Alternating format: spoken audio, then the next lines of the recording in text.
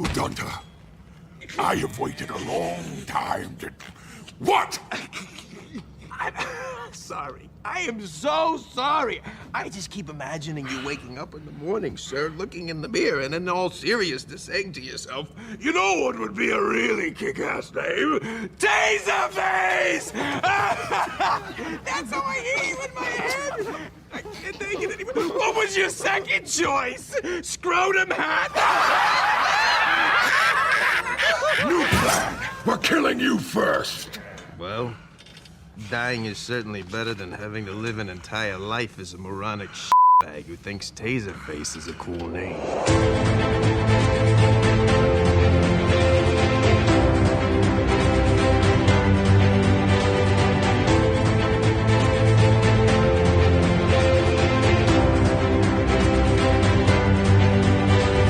Hello and welcome back to A Stark Contrast, where we discuss the differences and similarities from Marvel Comics to their MCU counterparts. And we are your hosts, Geoffrey and Dai. Hello. Welcome back, Hello. everyone. That was super shrieky of me. I'm so sorry. Huh? That was super shrieky. Oh. I feel like we haven't been here in a while. I'm like, Really? It's the same timeline every 2 weeks. Exactly. But yeah, this is Full speed ahead. Yeah. It's December, baby. Home stretch to the end of 2022. Now that is the part that blows my mind. Yeah. It is the end of 2022. I'm still very much in 2020, 2021, and I'm like, oh right, we're about to be 23. I know. I think someone said like oh yeah, next year oh this will like come out or like of whatever season 2023, and I'm like, damn. Yeah. Oh, that's so far away. It's like 2 years, and then it's like no. It's It's about a month now. Yeah. In a month. And I'm like, wow, okay. Time is That's scary. crazy. Yeah. So how's it going, Jeff? Just trying to figure my life out. Aren't we all? At the ripe age of 28. Oh, you're such a baby. I just, how does it feel being that much closer to 30? I'm excited. I am very excited. Oh, yes, good. I'm very That's refreshing excited. to hear. Everyone's always like, yeah. Everyone's always like, life is fun when you like life when life is more fun when you get into your 30s. It's the fact. Yeah. At first, I was like, I don't know, and then I thought about it, and I was like, actually, yeah. Yeah, because 20s is fun. Obviously, you're young, but you're figuring stuff out. Nothing's ever really set in stone. Nothing's ever really set in stone in any decade. Sure. But the 30s, I guess, depending who you are, you're much more, at least a little bit more established. Yeah, you're a little more grounded. You've matured. Yeah. Like your way of thinking is completely different. Like my way of thinking is completely different than it was 2 years ago. Mm-hmm. Experiences are different too, but yeah. Yeah. But yeah, we have a nice episode today. I think so. Yeah, I'm excited. I'm excited as well. So as you're listening to this, I will be in Columbus. Yeah. Ohio. Homestretch and cons. Homestretch. The last show of the year. GalaxyCon. So if you're at the show this weekend, please stop by and say hi. I will be with Suspiria Velchez and Zoe Thorgood and the rest of the Cadence comic art crew. But yeah, before we get into our fantastic character study for today, I just wanted to tackle some notable news we have. Woo! So like with many others, we have not jumped the ship per se, but we are now on Hive. So if you're on the app, we have the same handle that we have everywhere else, STRKCNTRST. I've not posted anything since the first thing. Like, I'll be honest, I can't keep up with any. There's a lot of stuff. Any social media. Yeah. I have a three that I just go through, and that's exactly. It's Instagram, Twitter, and TikTok. Oh yeah, you're a TikToker. And obviously I still have Facebook, but I don't frequent. Yeah. I don't scroll through it. Yeah. And it's not. I haven't seen anything about this app anymore. At least right now. Be Real. I never hopped on that. I tried it for a couple days, and I was like, I just don't. Yeah. Like TikTok, I can just endlessly scroll and actually learn some things, depending, It's very true. But and then Twitter, regardless of like what all that fiasco that happened, it's still there. Yeah. Twitter's still the best app in the world. Sure. Yeah. I love Most it. conversational. Instagram is just, it's cool. Yeah. But ever since the algorithm thing, Yeah. it's become more Oh, it's so tough. monetary. Yeah. Yeah. I know. I don't know that I have a chosen platform. I think I'm definitely more skewing toward Instagram in general. Yeah. Just because I'm a visual person, and so I'm not so much in reading anything. Yeah. As I terrible agree. as that sounds, but I do have to admit, being active on Twitter, at least staying in the bubble that is entertainment. Yes. I'm like, yeah, cool, whatever, Yes. sure. But yeah, so we're on Hive. We're not active on Hive, but we do have an account. So if you'd like to give us a follow, please do so. We're full force in giving season. And so we just passed Giving Tuesday, and I just wanted to shout out a few suggestions for our listeners if you'd like to throw a couple of spare dollars, some nonprofit ways. Of course, first and foremost, the Chadwick Boseman Foundation for the Arts. They've been really great and receptive on social to our postings, which is surprising. Yeah, I saw did that. not expect, Yeah. I didn't expect any likes or thank you from them, but they were really gracious about that. So please donate. That foundation is fantastic. Man. And the art of storytelling for young Black artists. There's also the Comic Book Legal Defense Fund. We've mentioned that a few times. That essentially helps classic creators if they have any issues with finances or legal matters, all that stuff. Wow. It helps them. As well as the Hero Initiative, very similar. And of course, if you love us, you can become a Patreon patron. Woo! But yeah, those are just a few. Of course, there are many, many fantastic charities around the world. Those are super cool. Those actually gave me some ideas because like I you know this because Yeah. I'm in a fantasy basketball league, and it's I guess it's just like a small plug then I guess for it. It's a tournament. It's called Tournament of Pods. So all So the cool. people who are involved have their own podcasts. Shout out to all those guys. One of my friends runs it, is hosting it. That's And such a great idea. And the winner of the winner of the tournament, the league, takes their winnings and they donate to a charity of their choice. So, so I might be using one of those suggestions that you just gave. Yeah. So Do it. yeah. And of course, speaking of giving season, it's that time again when we're paring down the old collections. So for me, this is the part of the year where I go through all my stuff. Guys, Jeff is chuckling because he has seen the hurricane in the garage. it's ridiculous. There's a lot. And so I start divvying up stuff that I've held on to for a year or two, maybe even more. And I start dividing them up into, I'm going to donate these to Toys for Tots. I'm going to sell these, and then I'm just going to see wherever these other things can go. And so I thought it would be fun to put some of the cooler stuff or some of the cool stuff in general and give them away to potential listeners. Wow. So maybe like a retweet or a randomizer. Yeah. So be sure to follow us on social for some neat giveaways throughout Hell yeah. the new year. We'll see how it goes. But yeah, like I got a couple of like Marvel Legends, of course, some pops, stuff like that. So be sure to tune in and follow along. Relevant news: the Guardians of the Galaxy Holiday Special just arrived in time for the holiday season, and so we'll no doubt be discussing parts of it throughout this entire episode. So, did you want to talk about just a few things very quickly? I totally before we forgot jump into it? about that. How dare you? I know. It was literally last week. I know. But it flew by so fast, and it was so like I'm a huge fan of short form content. Yeah. So like going from like, the long TV shows or a movie, and it's just like a boom 40-minute, Yeah. That's why I enjoyed Werewolf by How Night. long was it? It's 41 minutes. Was it only 41 minutes? Because, of course, the first thing that tipped me off of its length was the special presentation thing that they now put in front of it. Yeah. Like Werewolf by Night. Yeah. So I was like, okay, it's going to be under an hour. Yeah. But I didn't want to look at the time code because I didn't want my brain to anticipate to think, yeah. it's only I this get that. long. Yeah. So for you me, don't see I had no you don't problem. notice it when you click play because like it says like the I don't title, what? then the duration. You're like, Play. I know. I'm like, just play.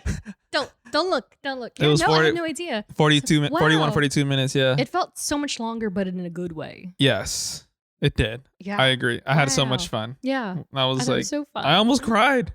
Almost. I huh? did because I was just like, wow, there's a lot of emotion, and I was just like, yep. Yeah. He's so Guardians good. 3 is Yeah. gonna suck, man. Dude, I know. It's gonna suck. And for me, I don't know what it was. Like again, it's one of these things because like I have moments where I'm like, yeah, I'm eased up on the Guardians love. Like I love Guardians. Like Yeah. I love them, right? But Yeah. they're like with everything that they've released, Marvel Studios has released in the last couple of years, or since even Guardians Volume 2 came out, which Yeah. is basically 5 years. I've been like, oh yeah, no, I like Guardians of the Galaxy, yeah. But then like watching that, like Yeah. full-fledged, I cannot lie. I started crying like the minute it started because it gets me like, and it's I think we said this in a recent episode, but just to kind of go back and then realize, oh my gosh, Yeah. you've been with these characters for long a time. long time. And so seeing first, James Gunn is a fantastic liar and technicality liar. Yeah. Because, he always said, oh, Rooker's never coming back. I'm not bringing Yondu back from the dead. But Yondu is very much in the holiday Obviously, special. in a flashback in sequence. a flashback but sequence. Yeah. Which I don't know if you read, he kind of embellished on how they the process of that. Yeah. I saw that. Rotoscope. It was like this certain animation style really that cool. James Gunn is a fan of. Yeah. And they actually shot Michael Rooker and the kid actor who played young Quill. Yeah. And then they just So cool. rotoscoped them and Yeah. animated in that That's certain awesome. style. Yeah. So it was yeah. it was super duper emotional from like start to end for me. Just because, you're dealing with these characters, you're getting a little bit more of the backstory for characters that aren't Peter Quill. I felt like Rocket was a little less present, but that's obviously because the next film is going to be full-fledged, Yeah. probably 80% Rocket Raccoon, 100%. And also just seeing the progress or the growth that the characters were all having with each other. Yeah. Because we really haven't had much time with them from Infinity War to Endgame to Thor. Yeah. You just know that they're together. I mean, yeah, James Gunn said in his post when they released, like, Drax and Mantis have been put in the back burner on a lot of these movies, like background supporting characters, and now they can finally, in the holiday special, they kind of come to the front and like it's kind of like about them, and it was great. Yeah, like those two are a duo for sure. They're so I fun cried together. 4 times during Black Panther. Yeah, I don't know how I'm gonna do during Guardians of the Galaxy 3. I'm gonna be a mess. I don't know. Super duper mess. Because even seeing Quill in the holiday special, like, kind of like sad and beat down about, I was just like, oh man, like he's really bummed out. Like, he's really bummed out it's that a full about 180. Gamora. Yeah, full 180 because when we were introduced to him in Volume 1, like from the get-go, you get the idea that he's like happy-go-lucky, he doesn't have much accountability, he's like whatever, blah blah blah. And then now he's what is basically the king of nowhere. And basically, that was interesting. That was so they've purchased a celestial head floating in space. That's insane. And so they're rejuvenating it from the aftermath of Thanos. Yeah. So I think that like we've really seen Peter Quill mature. Yes. In ways that are wholly unexpected, especially from Infinity War. Yeah. Because of, that moment. I think the last time we see regular Peter Quill is right before he bashes Thanos' head in. Yeah. That's the last time we see him. From then on, it's just he's this guy. Heartbreak. The heartbreak. Yeah. My mom's dead, my dad's dead, my girlfriend's dead. Yeah. All of that. Yeah. And then of course the Yondu thing, which was like, oh, it's so good. I know. And then Cosmo, we're introduced to Cosmo. I gotta say, I didn't expect to see her in this special. I don't know why, but I just didn't. I thought they were really going to introduce her. Did you watch the in next trailers film. for this? No. Oh, she was in the trailers. Oh, she was Come on. What kind of question is that? Yeah, no. I just saw the very first one that we posted too. And so I had no idea that she was in it. But Yeah, she is a gender bent character, if you will. She traditionally Cosmo is a boy, a good boy, but now he's a good girl. Sounds so cool. Oh, her voice is fantastic. Yeah. And so yeah, it's exciting because he really laid groundwork that we've been lacking in the last 3 films that they've been in, which is kind of crazy to say. Yeah. Last 3 films that they have been in. Yeah. So I don't know. It'll prepare us for the next volume. With that said, just a reminder, we're not experts. We don't claim to be. We're just a couple of nerds nerding out. And if you hadn't caught the memo yet, spoiler alerts ahoy! We will be discussing Guardians of the Galaxy Holiday Special in full very heavily. So don't say we didn't warn you. And with that, today's character study is all about my favorite trash panda, Angry Puppy, and Sweet Rabbit. I know. Rocket Raccoon. Yeah. Rocket Raccoon. He's currently sleeping curled up right now. My Rocket Raccoon, I know. My Rocket Raccoon is asleep in his tower. He is wearing his orange Guardians of the Galaxy 1 outfit. Yes. Very comfortably. Yes. But that is my trash panda. Love him. Love him so much. And so the character itself from the comic books was created by Bill Mantlo and Keith Giffen. And so I wanted to take this moment to talk a little bit more about the creators. We haven't really, aside Jack Kirby, we haven't really expanded on many of these creators we've discussed before. Yeah. But these 2 I wanted to mention in particular because while Keith and Bill are equally notable for their contributions in the comic book universe, I wanted to quickly touch on Bill's personal background. So in addition to his being a well-known writer and co-creator of characters in the Marvel Universe, Bill also worked as an attorney and public defender when he was a young guy. So it was kind of like the comic books were kind of like a sideline thing for him, you know? But his life took a drastic change in 1992 when he was struck by a vehicle in a hit-and-run accident while he was rollerblading. Oh my gosh. Yeah, and so ever since then, he's been in institutional care. Wow. He's had a spell. So Marvel's been pretty generous in aiding him, especially with the success of Guardians of the Galaxy. Oh my gosh. And so Bill, who is now 71 years old, could use all the help he could get. So fellow comic creator Greg Pak not only assists running Bill's social, he also has an active donation site for Bill's care. So if you're feeling extra generous this season or simply want to help a man who helped create today's truly special character, please visit our show notes.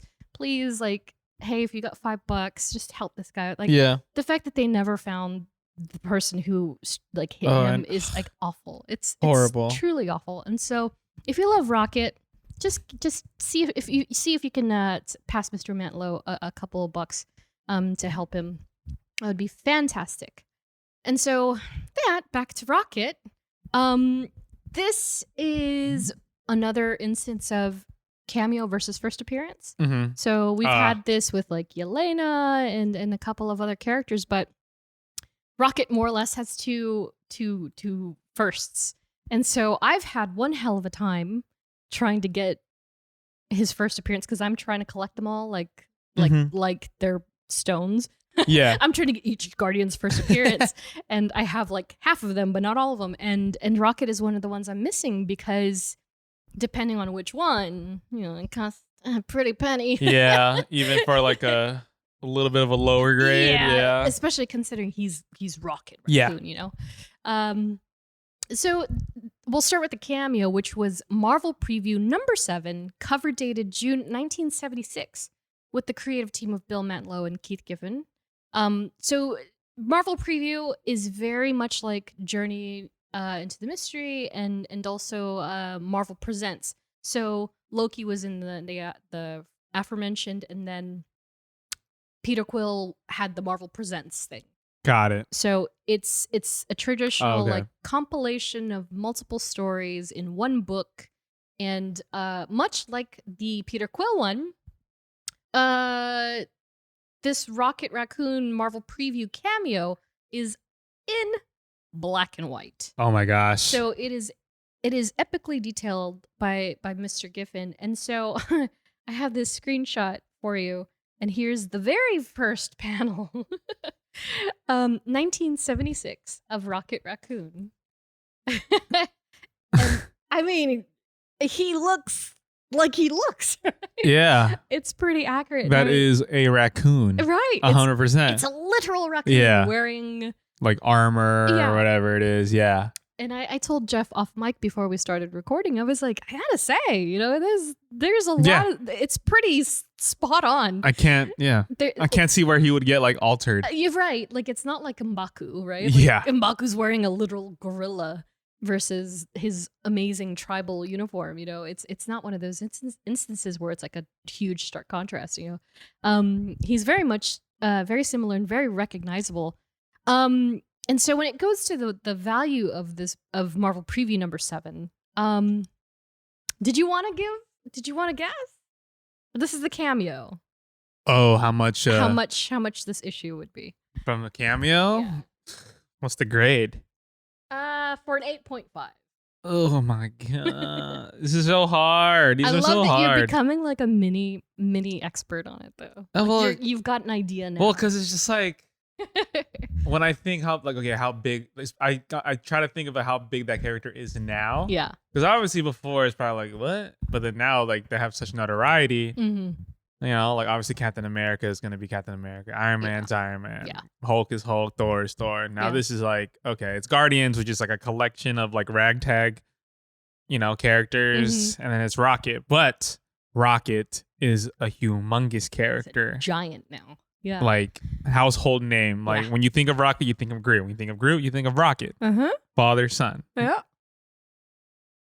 8.5 Rocket Raccoon first appearance. Cameo. First appearance cameo. Yeah. Like I don't want to lowball, but I also don't want to go too high because it's still a Rocket Raccoon. Sure. 47.50. 47.50. Wow. Okay. That's super generous, but not too far off. I will say this. So lay it on me. I mean, there's a reason why. Again, I don't have it yet. Oh, because it is quite pricey depending on where you get it. But for the cameo, the CGC 8.5 on short box is available for $700, which isn't bad. Yeah, I gotta say, not horrible. On eBay, however, a CGC 7.5 signed by Stan Lee goes for about $2,500. Wow.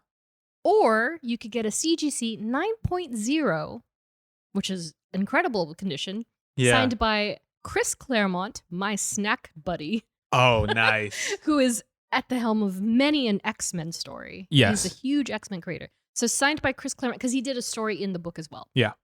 Not Rocket Raccoon, but another story. And so it's signed by Chris Claremont and Keith Giffen, who is the artist of the Rocket Raccoon story. Yeah. For $2,600.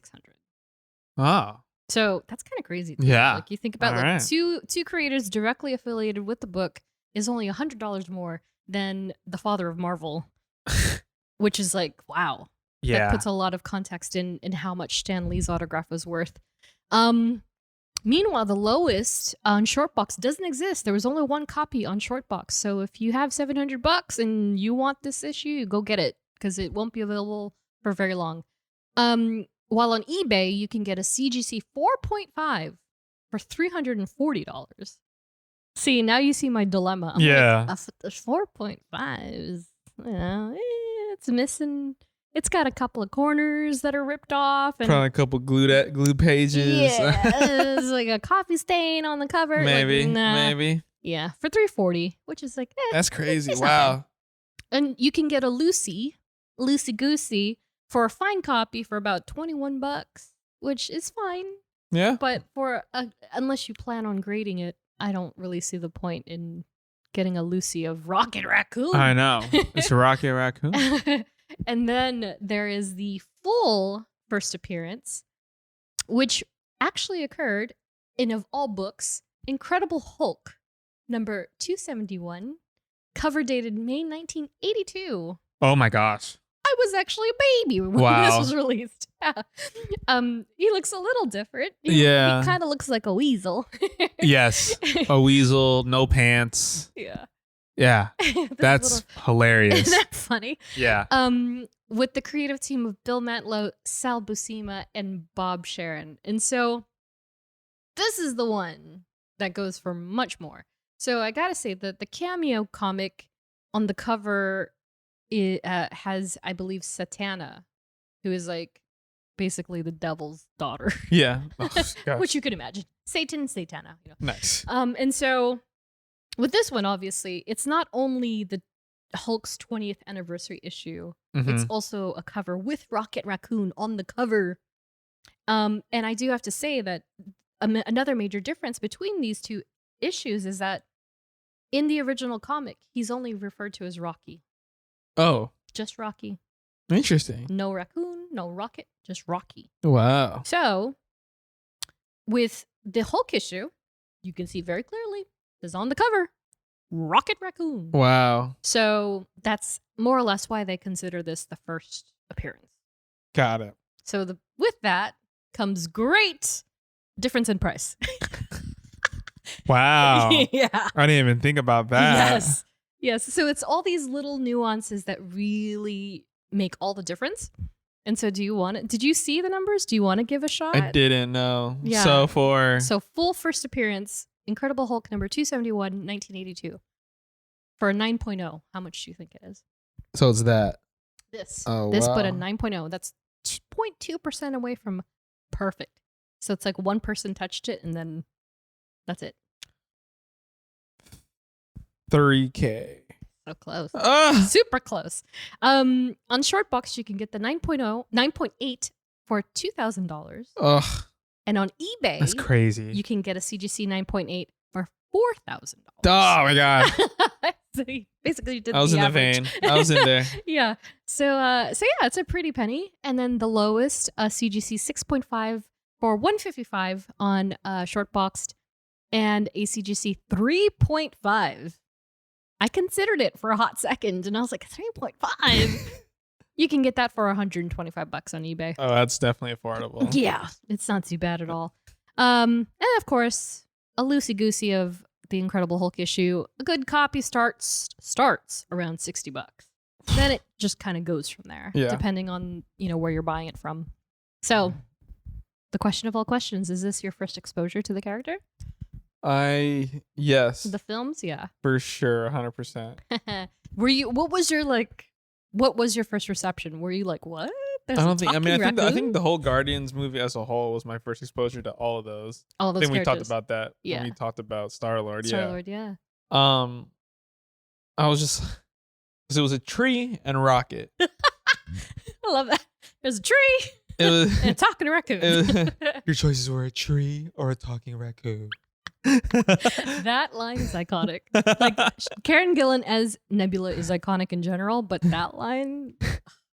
So yeah, fantastic. it's Rocket and Groot when you first see it, and I'm like, I don't know what my first impression was, but I probably was just like, yeah, this makes total sense. Like, Really? yeah, they Like, just It work well. goes. Yeah, it just goes. He's like, Groot, no. Hey, Groot, what did I tell you? Yeah. I'm Groot. and he's like, no, you gotta. Yeah. You do the no perfectly, by the way. No. Yeah. Yeah, it's kind of wild, right? Like I don't know. I don't know what I thought when I first saw that, but I have to say, like one of my first immediate impressions being, again, as super duper tiny familiar as I was with that character at that time. Yeah. My initial thought was like, holy crap, he looks amazing. Yeah. He looks like he's real. That's You know what I yes. mean? I agree. Yeah. Yeah, and so I think that was like my first mind blown experience when seeing Rocket Raccoon, and then also like not him speaking was not jarring whatsoever. Like it just seemed all like so natural. it fit like Yeah. Bradley Cooper's voice for Rocket fits with how Rocket looks. Right. Yeah. And were there any films? I mean, I guess Dr. Dolittle, where animals were Oh, quote-unquote talking? Sure. Yeah, and it was never very convincing. At Well, least because from they my actually perspective. use real animals and they just dub That's their also mouths. true. That is also true. Yeah. Rocket, no, you're drunk. That is also true. Yeah, I just thought he was so fantastic, and we're going to talk a little bit about the FX later in the show. But, speaking further about Rocket, he's one of those characters that between his first cameo and first appearance, those years alone, it's about 6 years. But believe it or not, after his appearance in this Hulk issue 271 and 272, he just disappeared. Oh, really? He was like nowhere to be found for, I don't know, 30 years, maybe 20 years or so. Oh my gosh. It was a long time. It's a long time. So there's this is very similar to, we discussed this in Shang-Chi. And there's just this gap in the timeline where he wasn't particularly relevant. He was supposed to be a one-shot. He was never supposed to be a bigger character than he ended up being. And so I think more or less after the Hulk 272 issue, that was it for Rocket Raccoon. He was supposed to go away, going to the vaults. Okay, whatever. Nobody wants to hear from this talking raccoon ever again. Sure. And so there's a gigantic gap in the trading card system where I have nothing. Of all the sets that I have nothing except for the ones from the movies and then one from the animated series. Because he wasn't even in the Guardians of the Galaxy, the original teams. So he didn't really reemerge until, again, just before the movie came out. So it was kind of like, what epic setting, right? Like, more or less, we do have James Gunn to thank for that. If you love this character even a smidge, it's all thanks to James Gunn, because he's the one that, much like he's gonna do with the DC universe. Oh yeah. He's going into the vaults and picking all these weird He knows, characters. man. He knows. He knows what he's doing, right?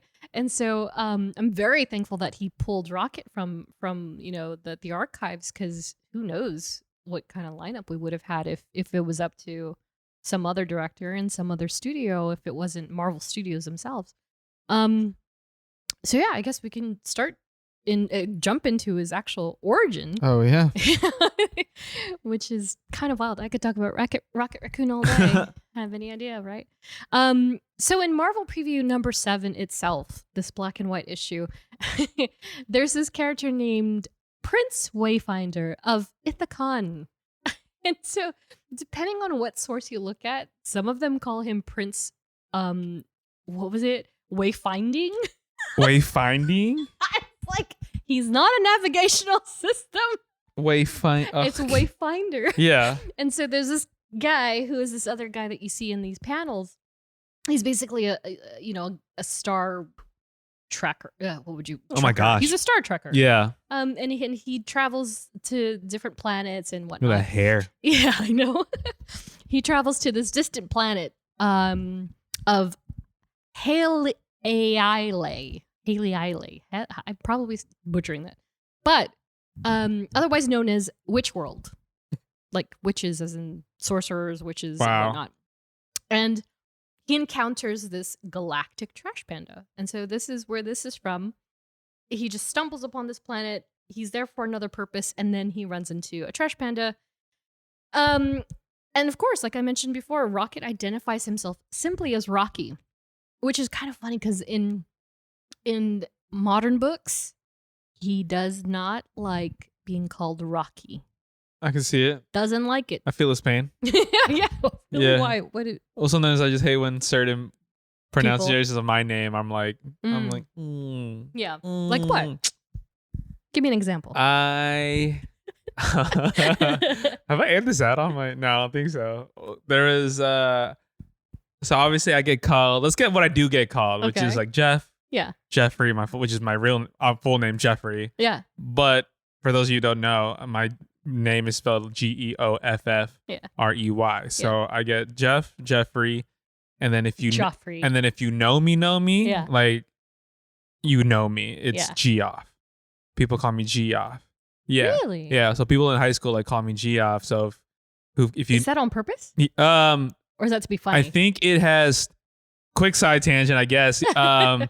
When I was on the basketball team in high school, there was already on the team. There was already another Jeffrey on the team, and he was spelled with a J. Yeah. So it was Jeff, and then it was also me, Jeff, and then one of my coaches, he was just like, Like, look, he's Jeff. You're with a G, so I'm calling you Geoff. So Geoff stuck all the way throughout high school. Interesting. So anyone I've known since high school, they've called me Geoff, and that's how like I know you know me. That's how you can tell the old schoolers from the new schoolers. Yeah. That's how I know, Geoff. like, because I'll Geoffrey. respond to that better than like probably Jeff or something. Interesting, really? Yeah, 100%. Are we not friends because I don't call you Geoffrey? What happened? Are we not friends because I don't No, call you no, Geoffrey? it's totally. I'm just saying, if you've known me since high school and you call me that, that's how I know it's That's like funny. you're calling out to Yeah, me got it. specifically. Yeah. I hate being called by my last name, Really? like Mm. like Ramos, and Yeah. I'm like it doesn't bother me, Yeah. but it's also just like It's a very sports thing, It's just isn't like it? yeah, and I hate being called, which is a new one, like I think this maybe happened like maybe like a year ago. Yeah. Someone would get called Geo. Geo. That was just weird. Rolling Did off anybody the call you tongue. Geo, dude? No, I don't think so. No. Yeah, You but missed the Pokemon era. I know. And then, but yeah, like oh, Geo, can you? I was just like, You're like, that's not my name. like literally anything else, Yeah. I would have Yeah. been fine with. But you know what? That's a fact because I did have a couple people who tried to use DD, and I was like, "That's not my name." I was like, "No." Yeah, that's tough. And that's another reason why I'm like firm on the DAI, because at least you can't be like, "That's DD." Like if you just go like Princess Di and they just see DI, They're gonna think D. they're gonna be like DD, and I'm like, "No, that's not okay." Okay. Nope, See, nope. yeah, like Yeah, it matters, I get man. It. I get it. Yeah. It matters. So he does not like to be called Rocket or Rocky. No, yeah, Rocky. I feel it. He I says feel it. very plain. He's like, you can't call me Rocky. But, yeah, like yeah. he'll let some people do it. Okay. So it's very Yes. much like yours. Yes. It's very much like yours. So like, for instance, I believe Gamora, he was like, I would let her too. yeah. I'd let her call me. She can call me anything, and I'd be okay with it. Oh, that's right. She's on your list. She's on your list. Yeah. And so in this issue, Rocket identifies himself as Rocky, and he bears what's understood to be an English accent. Mm. So the way that they write it is it's very much Rocky. I'm gonna have you read it, but you gotta do a Cockney because it's more Cockney. Oh shoot! Yeah, so read that panel. For I don't me. even know if I can do a Cockney accent. Think of Tom. So I have to read Holland. this in Tom, no, you got to think of Christian Bale. Christian Bale, me. All right, mate. Well, you know, I got to think of like But you okay, gotta do mate. Rocket, but Cockney. How do I do that? I'm not an impressionist, man. How do you get raspy and like deep? Like wait. The inflections. Think So of I the have inflections, to but Cockney. read this as Rocket Cockney Raccoon. yes.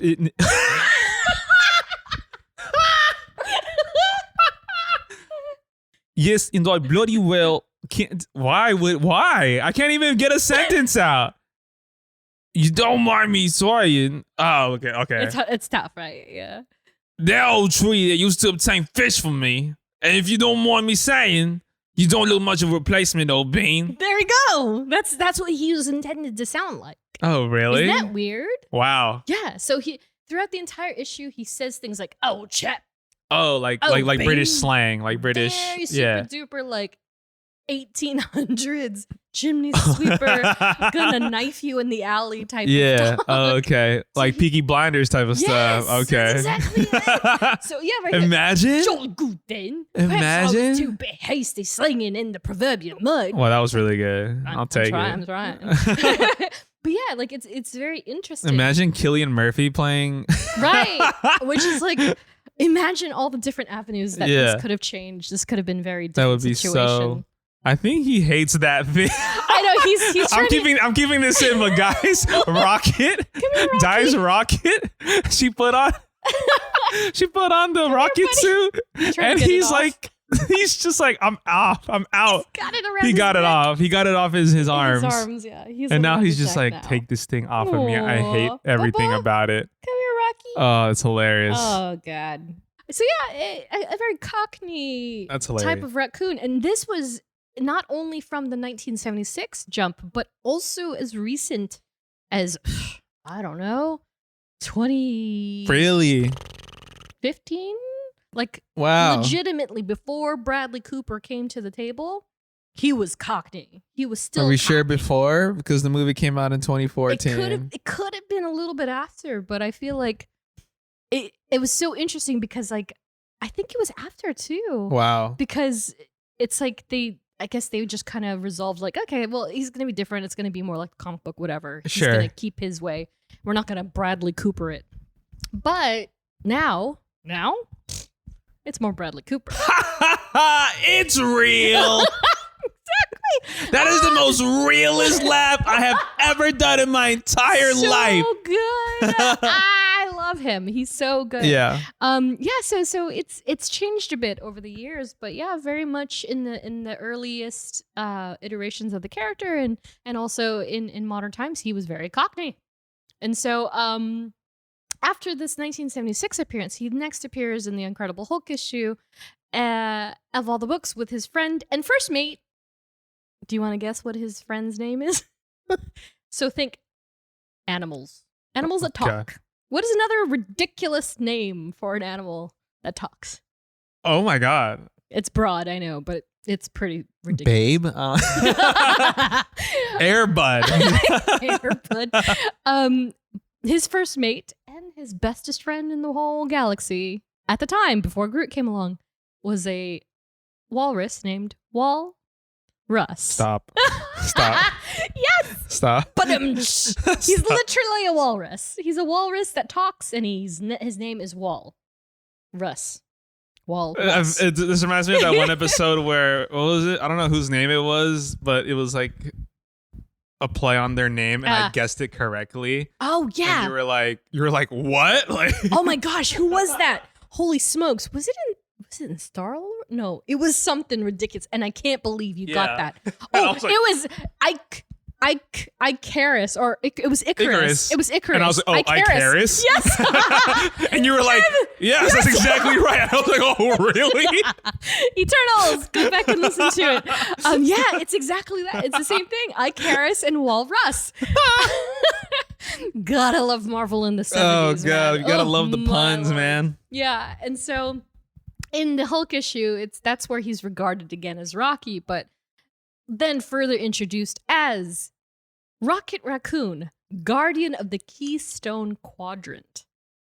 So Okay. that is a part of his origin, right? Yeah. Because again, you got to remember, this little raccoon, he did not meet the Guardians of the Galaxy until much later. Much later. And so he's going around, he's being his own, like bandit / bounty hunter, and he's with his misfit of friends, and so he's known as Rocket Raccoon, Guardian of the Keystone Quadrant. Yeah. And so while the Keystone Quadrant star system itself appears in over 20 issues in Marvel history, it's only mentioned in that first issue. Mm-hmm. So they kind of feature it in backgrounds and like meanwhile in the Keystone Quadrant, but they never actually mention it in full or in expanding it at all, except for that Hulk issue. So that's kind of the only like glimmer of it we get to know. And so there's this thing called the Glacian Wall, which surrounds the Keystone Quadrant, and its largest planet was once settled upon and inhabited by alien humanoids named Shrinks, who took care of the mentally unwell or crazy of their planet, which they regarded as loonies. Nice. So Shrinks and loonies. Okay. Yeah.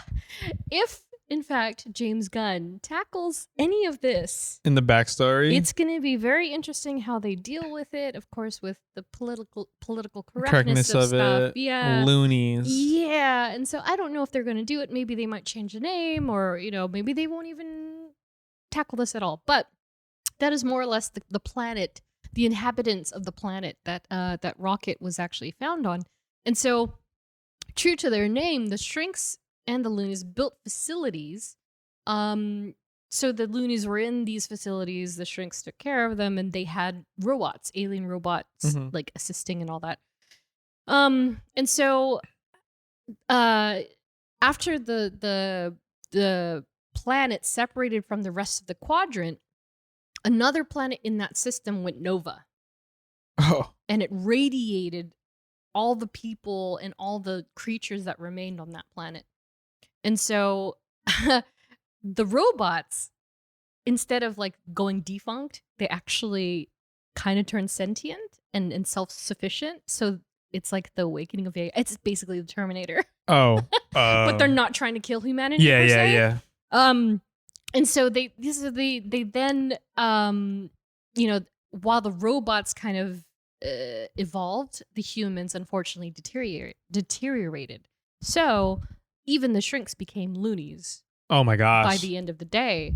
And so the robots then conjured up in their own intelligence, like, hey, what if we engineer to evolve the animal inhabitants of the planet? So they were Oh. So imagine, if you will, these two felines in the room, they're essentially my emotional support animals, right? Yes. That's basically what the animals on this planet were intended for. They weren't natural to the planet itself, Yeah. but they were like, I don't know if they were imported, whatever. But their purpose in life on that planet was to be support animals for the loonies. And so the robots said, they were like, okay, well, if we upgrade all of these animals and if we operate on them Yeah. and make them half robot, we can make them sentient beings who can then take care of the shrinks and loonies that used to inhabit this planet. So we don't have to. Oh, interesting. Yes. And so they enabled them with speech, understanding, and other common humanoid traits.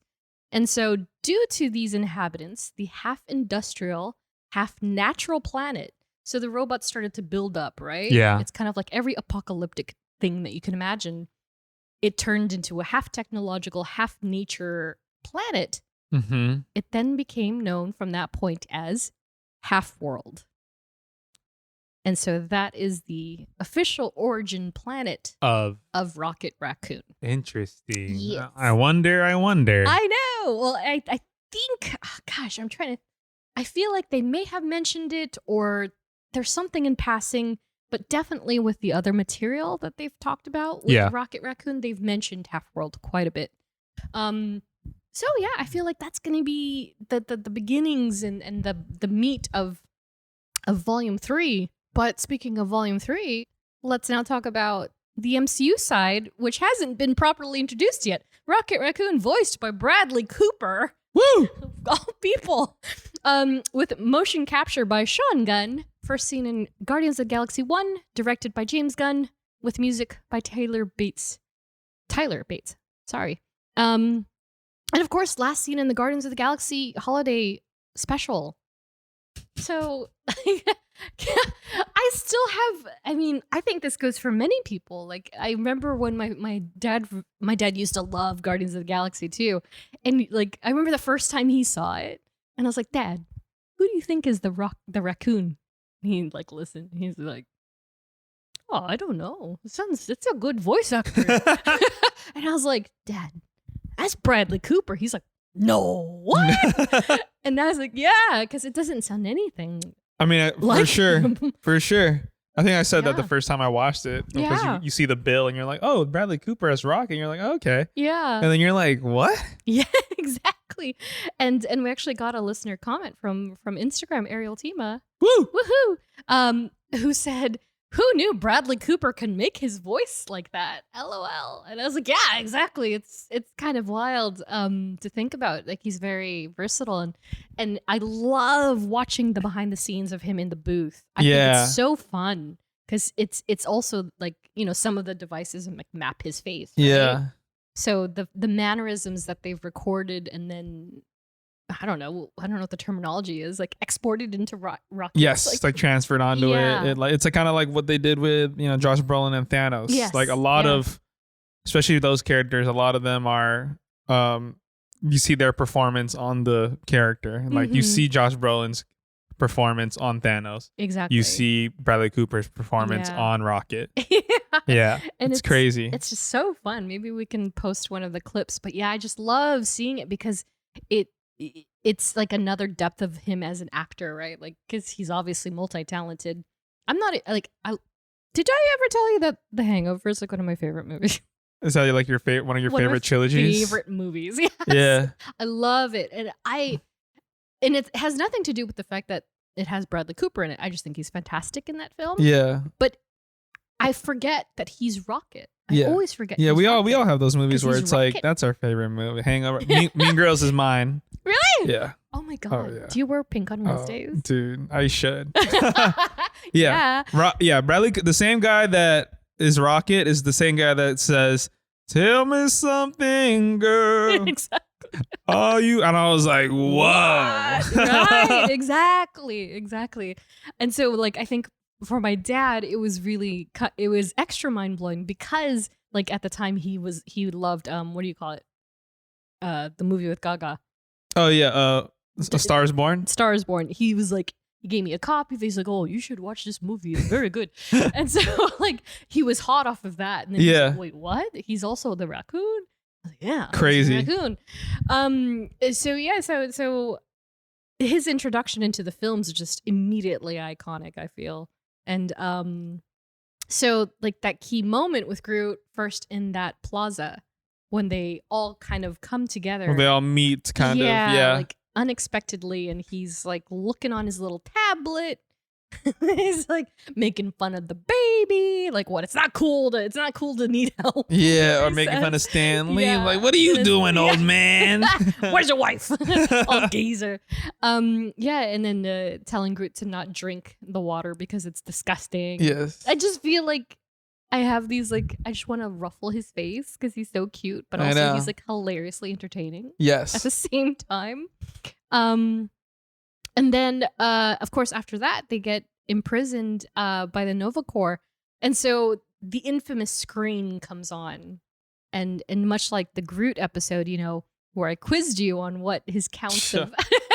I'm not going to do that this time, but I am going to read what little bits were on his screen for those Yes. of you who don't pay attention to these maniacal details. Is Grand Larceny on there?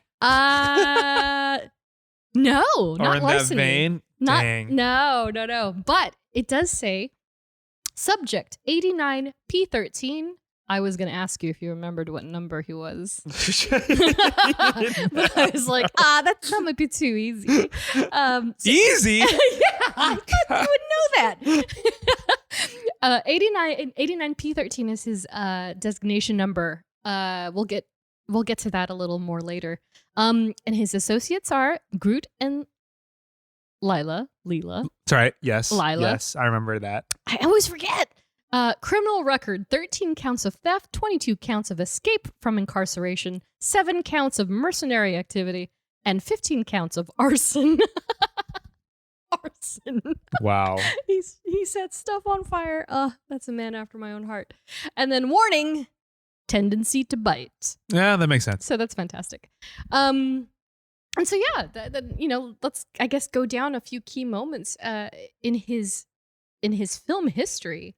After the prison or after the jail, they go to the prison and the kiln, and then he's like essentially bonding with the Guardians unexpectedly, right? Like they're trying to get out of this situation Yes. altogether.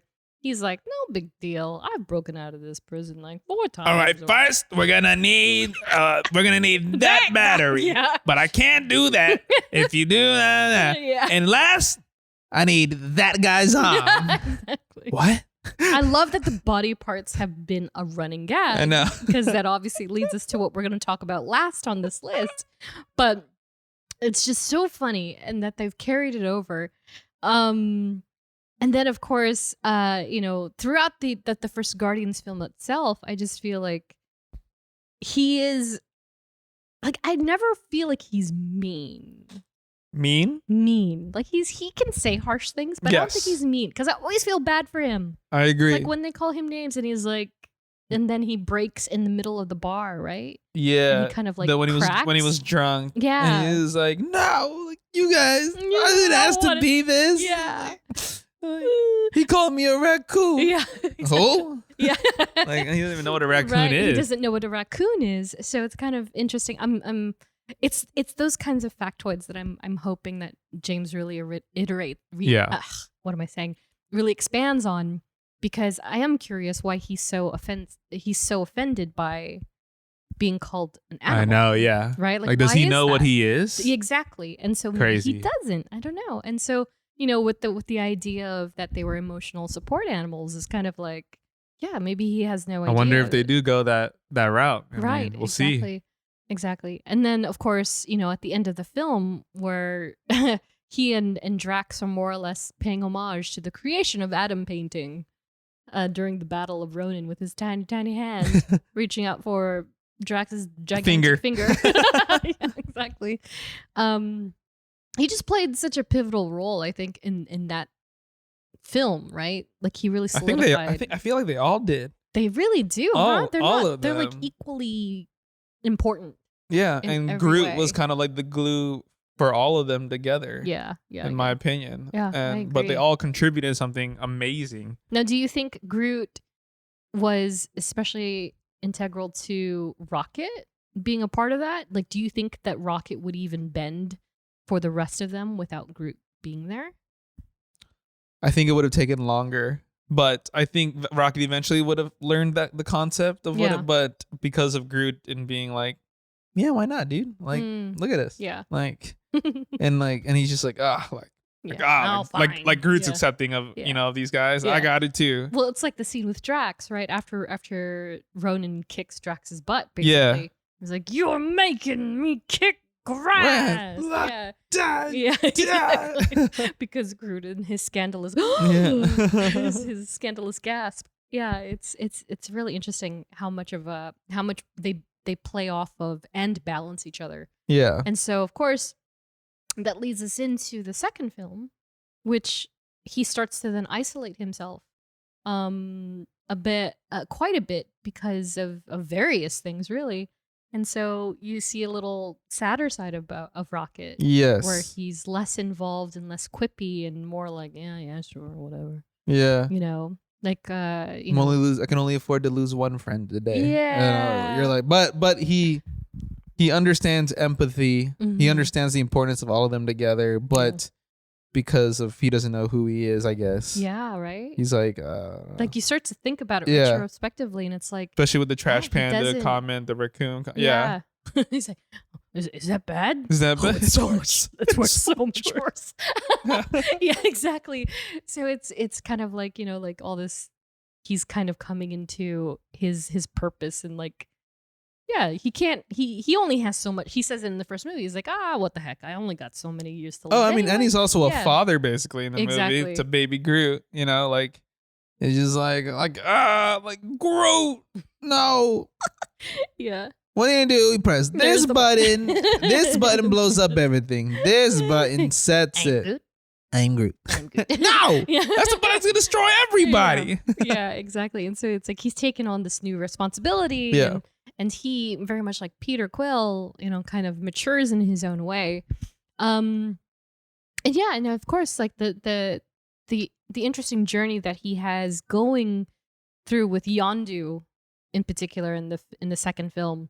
Yeah. And then yes, that's right. yes, he goes through that whole thing about just like being so nonchalant and Yondu of all people being like calling him out like, I see right through you. I know who you are, boy. I see you right 'Cause through you're you, boy. me." Yeah. Oh, Rooker. And yeah, and then subsequently losing Yondu. And like that whole thing is just Yeah. like, ugh.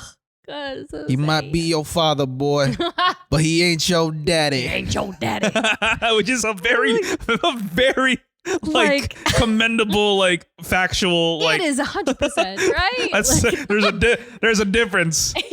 There's a difference. And then, for me, it was very interesting because, like, first of all, the man is spitting facts. Yeah. Like, dang, that how many people resonated with that? Like, dang. It reminds me of this meme I saw on Twitter. I think a picture of Uh-huh. a stepdad, and he is like a shirt that says, Oh, no. "I'm not the stepdad. I'm just the dad that stepped up." Yeah.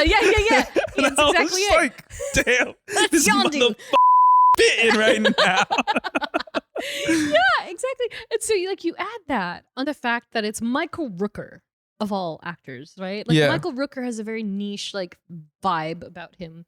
And he has a way of delivering lines that is very impactful, but also, meant to like rattle you in a almost humorous way. Yeah. And then on top of all of that, he's also blue and he's got a maroon mohawk. Yeah. You know what I mean? Yes. But still, that line crippled me. That was one of those earlier in that phase films that like the minute that line dropped, I just sobbing mess. I was James like, Gunn is an my incredible God. writer. I think people need to realize that. Yeah. Like we said at He the really top of the is. show, like Yeah. the holiday special almost made me cry. Like it was like Yeah. that good. Exactly. And so, you know, Rocket's growth from that film, and then kind of like, the fact I remember when Guardians 2 came out, and James was very vocal about like people were often commenting on like he ended the film with the CGI raccoon crying, but how impactful that was, right? Yeah. Like again, it takes you back to the idea that like, oh yeah, this thing is 100% CGI. He's 100% CGI, but yet James Gunn and also the FX team and also Bradley Cooper's performance as well as Sean Gunn's has this really magnificent way of conveying emotion. Yeah. That even that little like in any other instance it would have been like, that's dumb. That's corny. No, but I was man. like, oh no, you're No, you care. him. You Yeah, care. you care about him. Yeah. And then of course that leads us to his I Am Groot cameo, which is like adorable because he's like really leaning into the dad life. Oh, 100%. What I loved, because I Yeah. didn't expect to see him at all. Like I really thought it was just going to be All Groot. all Groot all the time. And so to see him in an episode in the quote unquote, what is the final episode of the first half or first season, I'm not sure which they're doing anymore. And he like pulls out his glasses and he puts them He's like, on. let me see. What do you got here? Oh, it's a drawing of us. Okay. Yeah. I just thought that was really adorable. I hope that doesn't mean he's aging. Like, I need him to be alive forever in the MCU. He's one of those token few that I'm just like, no. No ending for Rocket. He needs to be around for a while. But I love that. And of course, we have to remember I Am Groot occurs immediately after, if not during, Volume 2. Yes. Because he's a baby. Yeah. Baby Groot.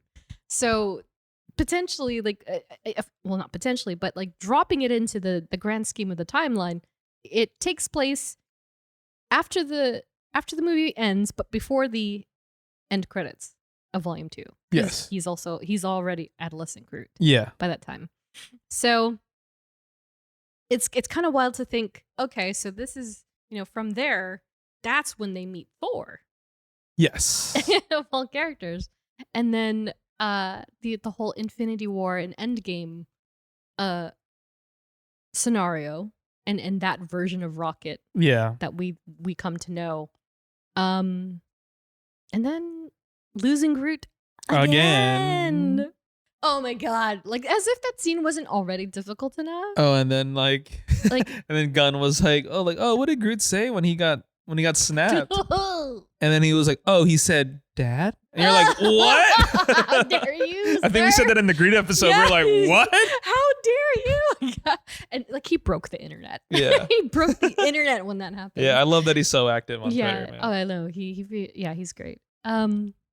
Yeah, so to lose Groot again, and then the journey that he did have with Thor, right? Like he kind of like unexpectedly becomes like kind of like besties with Thor and the Oh, we're talking about from Infinity War and Endgame. Endgame, right? and yeah, then he like snaps him out like of him his... and Bruce try to Yeah. go get like, come on, Thor, like da, da, da, like ugh. Exactly, because I feel like he had a similar situation, right? He was kind of the same Yeah. in Volume 2, and so for him to like full on slap Thor twice. I don't know if I can do this. Get it together. Get it slap. Get it together. That is one of the funniest scenes Yeah, it's so good. in the world. Yeah, and I love his suit. That's my favorite. Yeah, suit. that one. I think that I was love like it. what from what comic was that from? Do you know? It's very canon. Yeah, he wears that early on in his yeah, tenure. I thought it looked cool. He had the goggles and Guardians, yeah. everything. It would look like a Yeah. coat. Like, The yeah, little coat, the little navy coat. with navy the coat. red. Yes. Yeah, that's from earlier Guardian. It's like, early It Guardians. looks so cool. Yeah. I love that. And of course, the added, supposed canon that the scarf is Quill's. Yes, Because Quill I was forgot snapped about at, that. Yeah, Yes. Quill was snapped at that time. But anyway. And then, of course, that leads us to them defeating Thanos. I don't remember. Did they show them? Rocket and Groot much during the actual I think battle. the last time you see Rocket and Groot in that ending final fight in Yeah. Endgame before Thanos gets snapped is Yeah. before Captain Marvel comes in, where Rocket goes to shield Groot from the barrage of from the That's ship. right. Yeah. And you just hear Rocket saying, "Ah!" Yeah. That's right. And then That's and then it, huh? Carol comes flying in, and you hear it cuts to Rocket saying, "Oh yeah!" Oh yeah. Dang, see? There's that memory I adore so much. I told you it just played on TV the other Oh, day, that's right. and me and my roommate were like, "Oh yeah, we're watching this," and it got to like the Love end, it. and we're just like, Yeah. he's like, "Oh yeah!" Oh yeah. Oh, that's so good. He's like, and then the next time you see him after that is at the ship, Yeah. and then he's like, "You guys should fight it out." Oh no, that was Drax that said Oh, that. He's that's like, "I Drax, got a yeah. couple knives. You guys Yeah. want to duke it out?" Oh yes, use the knives. he's like, or then Thor was telling Valkyrie like, Yeah. I don't know what I'm gonna do, but I do have a ride. And then Rocket's like, "Move it or lose it, hairbag." Yeah, there you go.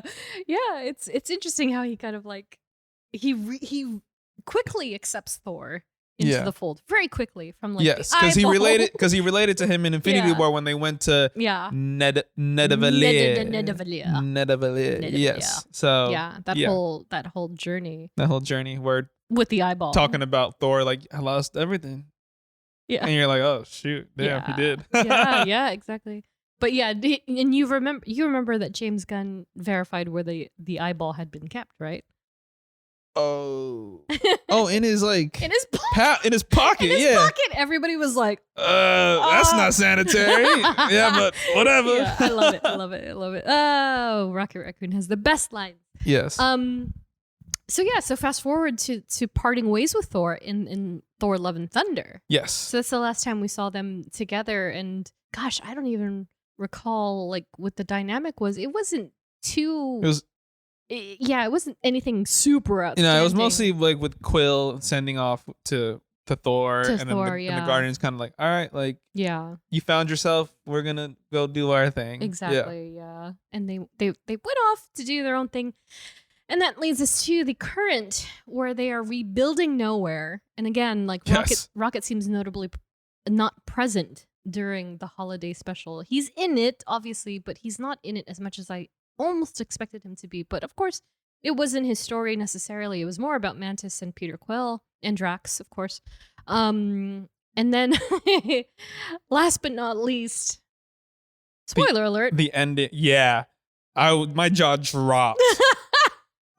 Nebula's gift to Rocket for Christmas was Bucky's arm. Bucky's Wakandan I can't arm. believe they like paid off his one line. That's he said in Infinity War. Incredible. Yeah. And again, the joke, the ongoing joke that James Gunn so cleverly planted in 2014. It is 8 years now that this joke has been going on. First, you started with the leg. It was then a he leg. Did the eye. And then he did. Oh, I'm gonna get that Well, arm. he gave Thor an eye, and then I'm gonna get that arm. He's like, how much for the gun? Not No. for sale. How much for the arm? Oh, I'm gonna get that arm. Yeah, the pauses, everything. Yeah. And then to finally actually get the arm. I wonder. I think James Gunn said something Did he about say it. anything? He said something about it. I don't know what I forgot what he said. I can look it Shucks. up right now. Yeah, I want to know. I'm dying to know. Yeah, I'm gonna pause. Yeah, so Gunn tweeted about it. So the first one that I found was, I think someone asked like, how did Nebula get Bucky's arm? And you have to tweet up. He said, Oh my gosh. She took a trip to Earth and tore it off his body because she was feeling so Christmassy. it's as simple as that. Like, God. James, how dare you? Okay, so paint that picture in your brain, right? Like Nebula's like, I need your arm. And then there was a response to that. Is said I said like no, like Bucky defeats Nebula. There's no way she stole his arm. Makes no sense. Yeah. Like this whole phase 4, this is pure forced inclusion of BS, whatever. Yeah. James responds to that. He says, "Oh my God, what did he say?" I'm not sure how a cyborg with advanced alien technology tearing off a human's arm because of an overabundance of Christmas spirit is forced inclusion. Yeah. But now it's canon. Sorry. Love him. So that's so interesting. Yeah. I don't know because of course Nebula is obviously very strong as well because she's more or less she's a luphomoid, which is human robotic type of humanoid, right? And so I feel like she either the whole entire that tweet she did that, or alternatively she was like, I need your arm, and he was like, why? And then she's like, I need it for Rocket, and he was like, ugh.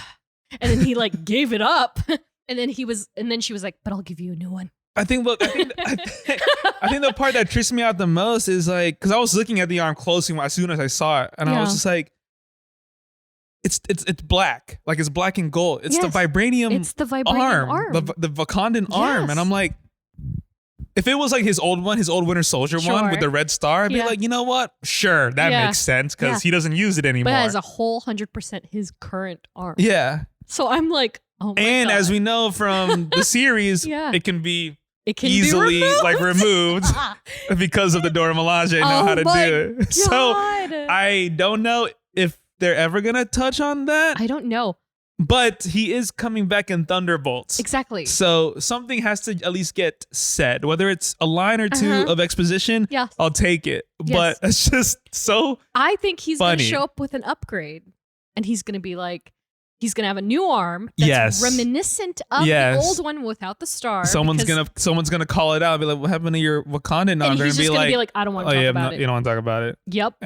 That's what I think is going to happen. It's like the same thing with like when they replaced Terrence Howard with Don Cheadle. Don Cheadle, yeah. He walks in Iron Man 2 in the courtroom. He's like, "Oh, I haven't seen you." And Tony's like, "I haven't seen you in a while." He's like, "It's done. I'm here. Let's do this." And you're like, "Oh, okay." They're not even going to address the. Not even going to address. Yep. Nope. So and it might be like that, I think or 100%. it might be like the whole like it could be like the Nick Fury thing. Like last time I trusted somebody, I lost an eye. Exactly. And it was a cat, a flurkin. It was a freaking flurkin. So maybe it might be that. Yeah.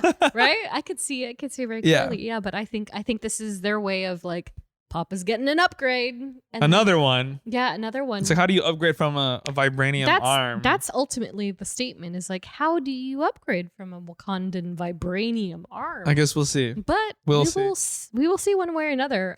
Who knows? We'll see. I mean, I can't wait to find out though. Yeah. Like what's such like a inside like just show. So good. But it's like the most extreme one. Because now it cascades into these many different like scenarios and questions of like, first of all, when did they go back to Earth? And what is he gonna do with it? Yeah. Second of all, Nebula and Bucky had a fight, or did he just willingly give it? You know, yeah, exactly. Like, and then third, yes. Yeah. What's Rocket gonna do with it? And who's he gonna give it to? Because if he gave an eyeball, I know it wasn't Vork or but like he gave an eyeball. There's a lot of uses for an eyeball. There's not a lot of uses for a vibranium arm. Oh my God. Could you imagine if Nebula started walking around with that arm? Oh my gosh. Oh my gosh. Yes. Oh, I gotta love them. So very quickly, fun fact. Yes. Did you, Geoffrey, know, or Geoffrey, That's fine. Not Geo.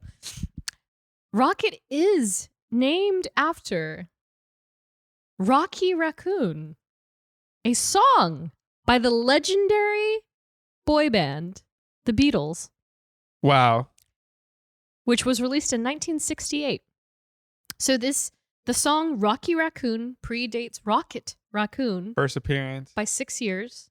6? Can I count? 8. 19. 6 Yeah. And so the introduction in the Hulk issue, for instance, the text on the page itself, it's a play on the lyrics from the song. Oh my gosh. Yeah. So I wrote it down here. The original lyrics by the Beatles go, "Now somewhere in the Black Mountain Hills of Dakota, there lived a young boy named Rocky Raccoon. And then in the Hulk issue, it says, now somewhere in the black holes of Sirius Major, there lived a young boy named Rocket Raccoon. Wow. Yeah. Look at the Beatles influencing culture. Right. Wild. Yeah. Legends. So now I'm like, would James Gunn fork out the money for that song? To use that use song? it in Volume 3. I'm sure he's very aware of that reference. Like, how can he not? He's James Gunn. Of course, right. I don't know what clearances look like for Beatles songs. Yeah, I mean, they made a whole movie of Beatles songs. Yeah. This last year already. This year or last year? Yeah. That's with right. the whole Mm-hmm. But yeah, that would be be wild, right? insane. Yeah.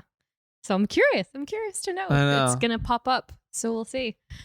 And so we've already touched a little bit on this, but as far as aesthetic goes, there are a few token characteristics when it comes to Rocket. You know, it comes with the vest, the scarves, goggles, and of course, big guns. Big guns are 100% part of his aesthetic. But you know, Rocket's cybernetic components are also a huge factor. And so they're more or less implants that he sustained from the experimentation done by the robots on Half-World. And so we don't see too much of this yet. We saw it in Volume 1 during the prison scene when they're dressing up into the yellow uniforms.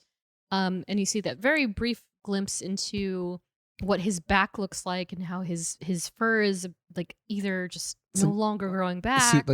He looks super bionic in the back. Bionic, yeah. And so this is a lot of the reason why also Rocket can move the way he does, because obviously like raccoons can stand up. Yes. But you know, they hunch right back down. Yes. A lot of them are chunky, so they also have to. That's also true. Yes. Absolute units. But yeah, like Rocket moves more like a human than he does a raccoon at times, and it's all because of the cybernetics that are lacing his body. Yeah. And so even in the jail, the lineup scene, when you see his grid on Rocket, they do show like a very faint full body physiology map, and it has different areas colored differently. Yeah. And so it's very indicative of like which parts of him are metal under fur. Oh, yeah. So from what I understand, the robots like secured his like limbs. Yes. So he doesn't like get tired as easily. Sure. I guess. Yeah. And of course the back, and then he's got something on his shoulders, and then like something in his abdominal area. Damn, that's crazy. But they're all different colors. Yeah. So it's like, what kind of enforcements did they put in this poor like what else? little guy? Like what else did they experiment? What did you they on? do? Yeah. And so, speaking of the MCU version, I wanted to do a little shout out to the life model.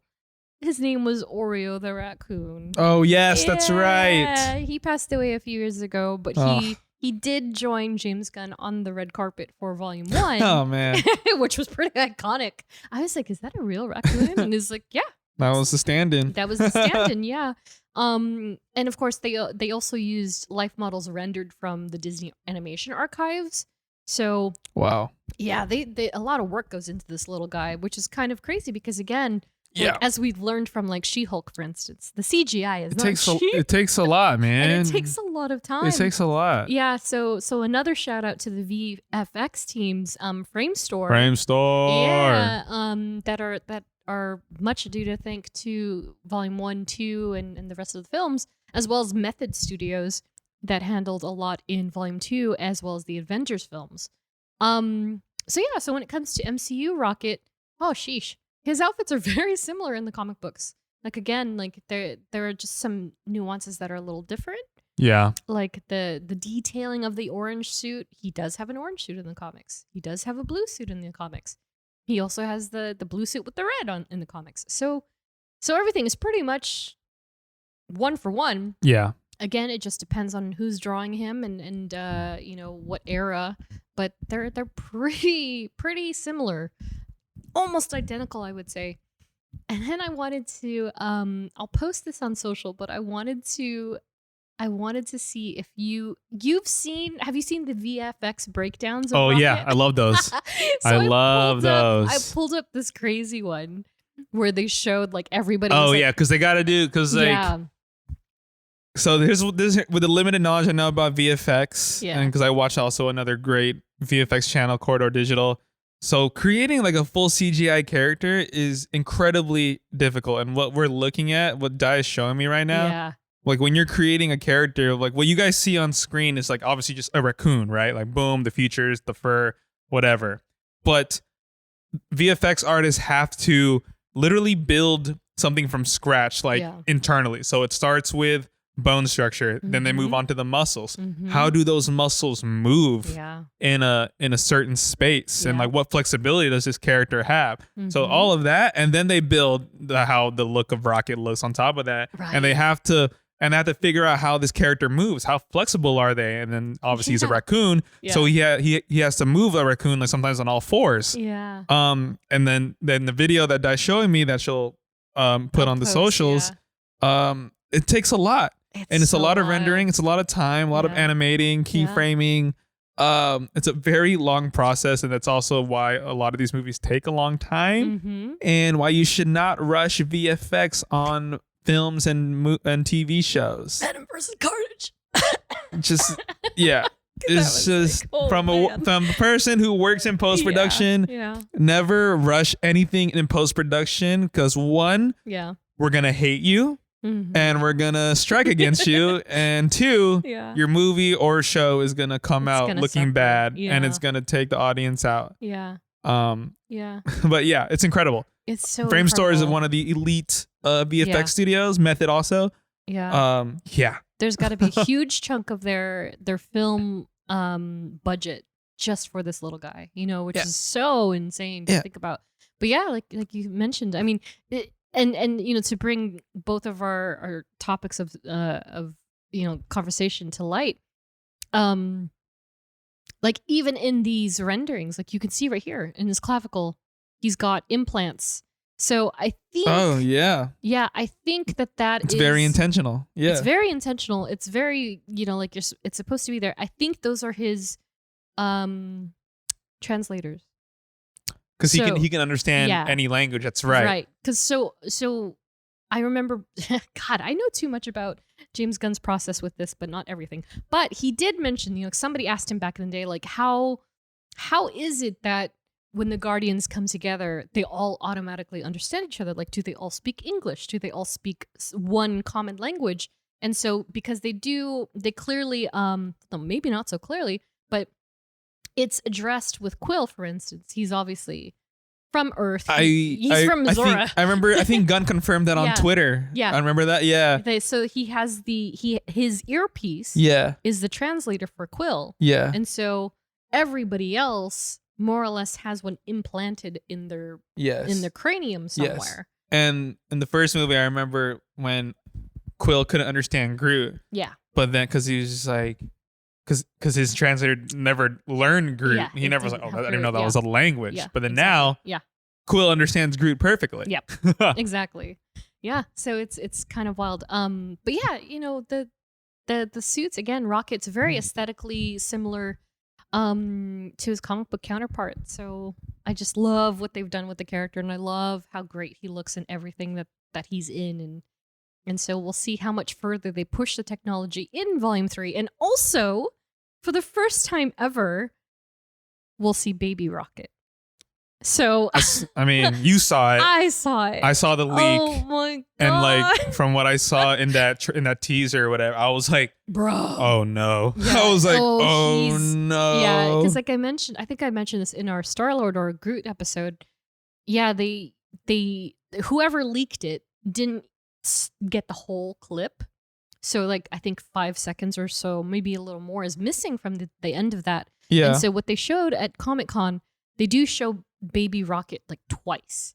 Oh, really? He's in it twice. Oh, wow. And so I just remember shrieking. I mean, because it's so dude, cute. Adorable. I was like, no. Yeah. How are you going to experiment on that little guy? Exactly. He's really going to pull up the heartstrings with this one. So I'm just like, I get ready to be broken, y'all, because it's going to happen. Yeah. And so on the tail of that, no pun intended, let's talk about powers and paraphernalia. And so, yeah, I mean, it's very simple. What you see is what you get with Rocket. He's got raccoon physiology, the senses, as well as enhanced intelligence, strength, durability, agility, and reflexes. And Rocket himself is also an expert marksman, skilled combatant, accomplished tactician, and strategist, pilot, and demolitions expert. Henceforth, the arson. And so in the comics, those aforementioned attributes are very consistent between both MCU and comic books. Yeah. But he does have one thing that has not been at least mentioned by name, but he's got one thing in the comics, which is a ship that is called the Rock and Ruin. Wow. But it's spelled different. It's RAKK and then Ruin. So nice. that's his ship in most of his early adventures.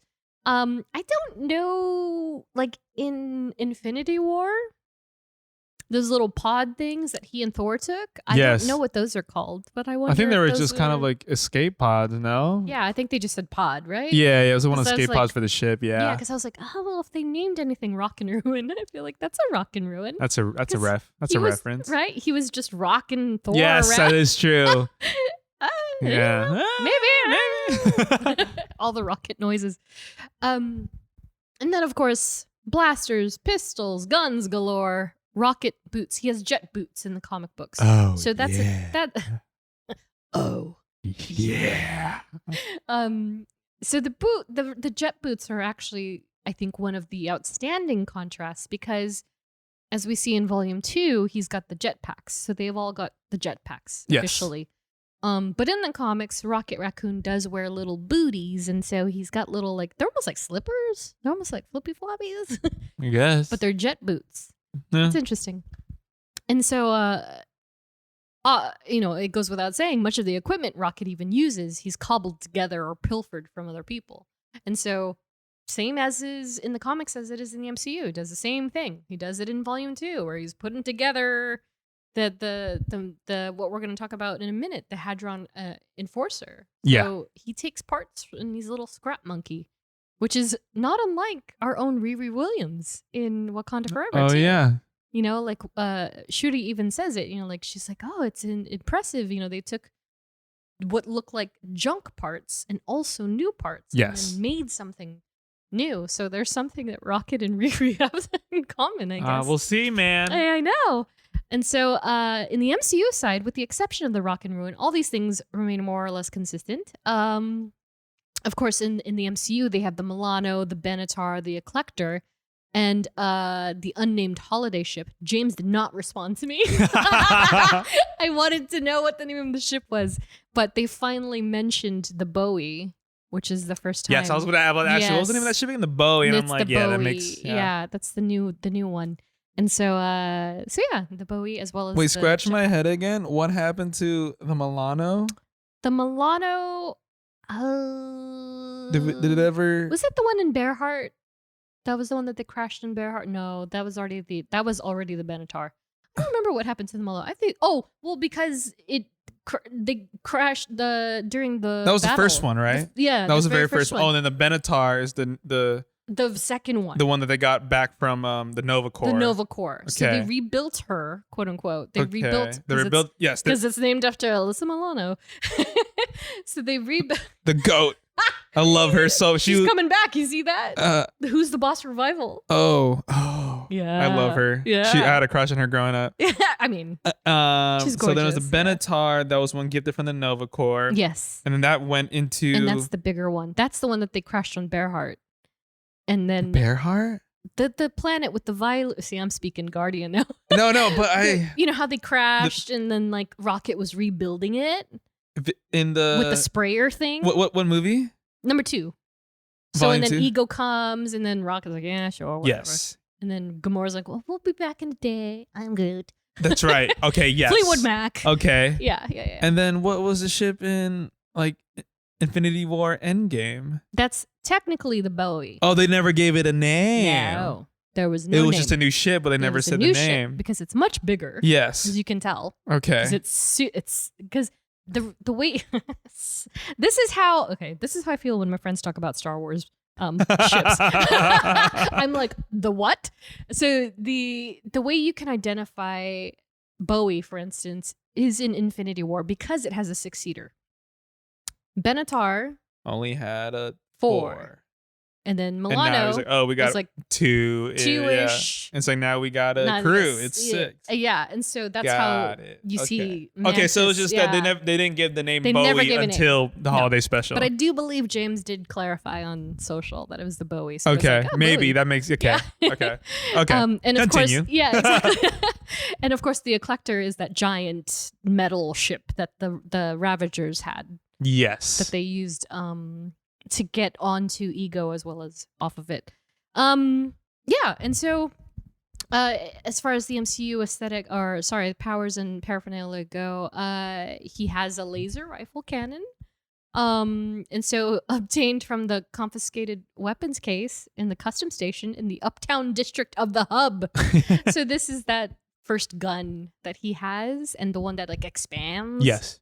And he also takes it out at the bar. It's pretty much his well-known gun. And then like I mentioned, the Hadron Enforcer.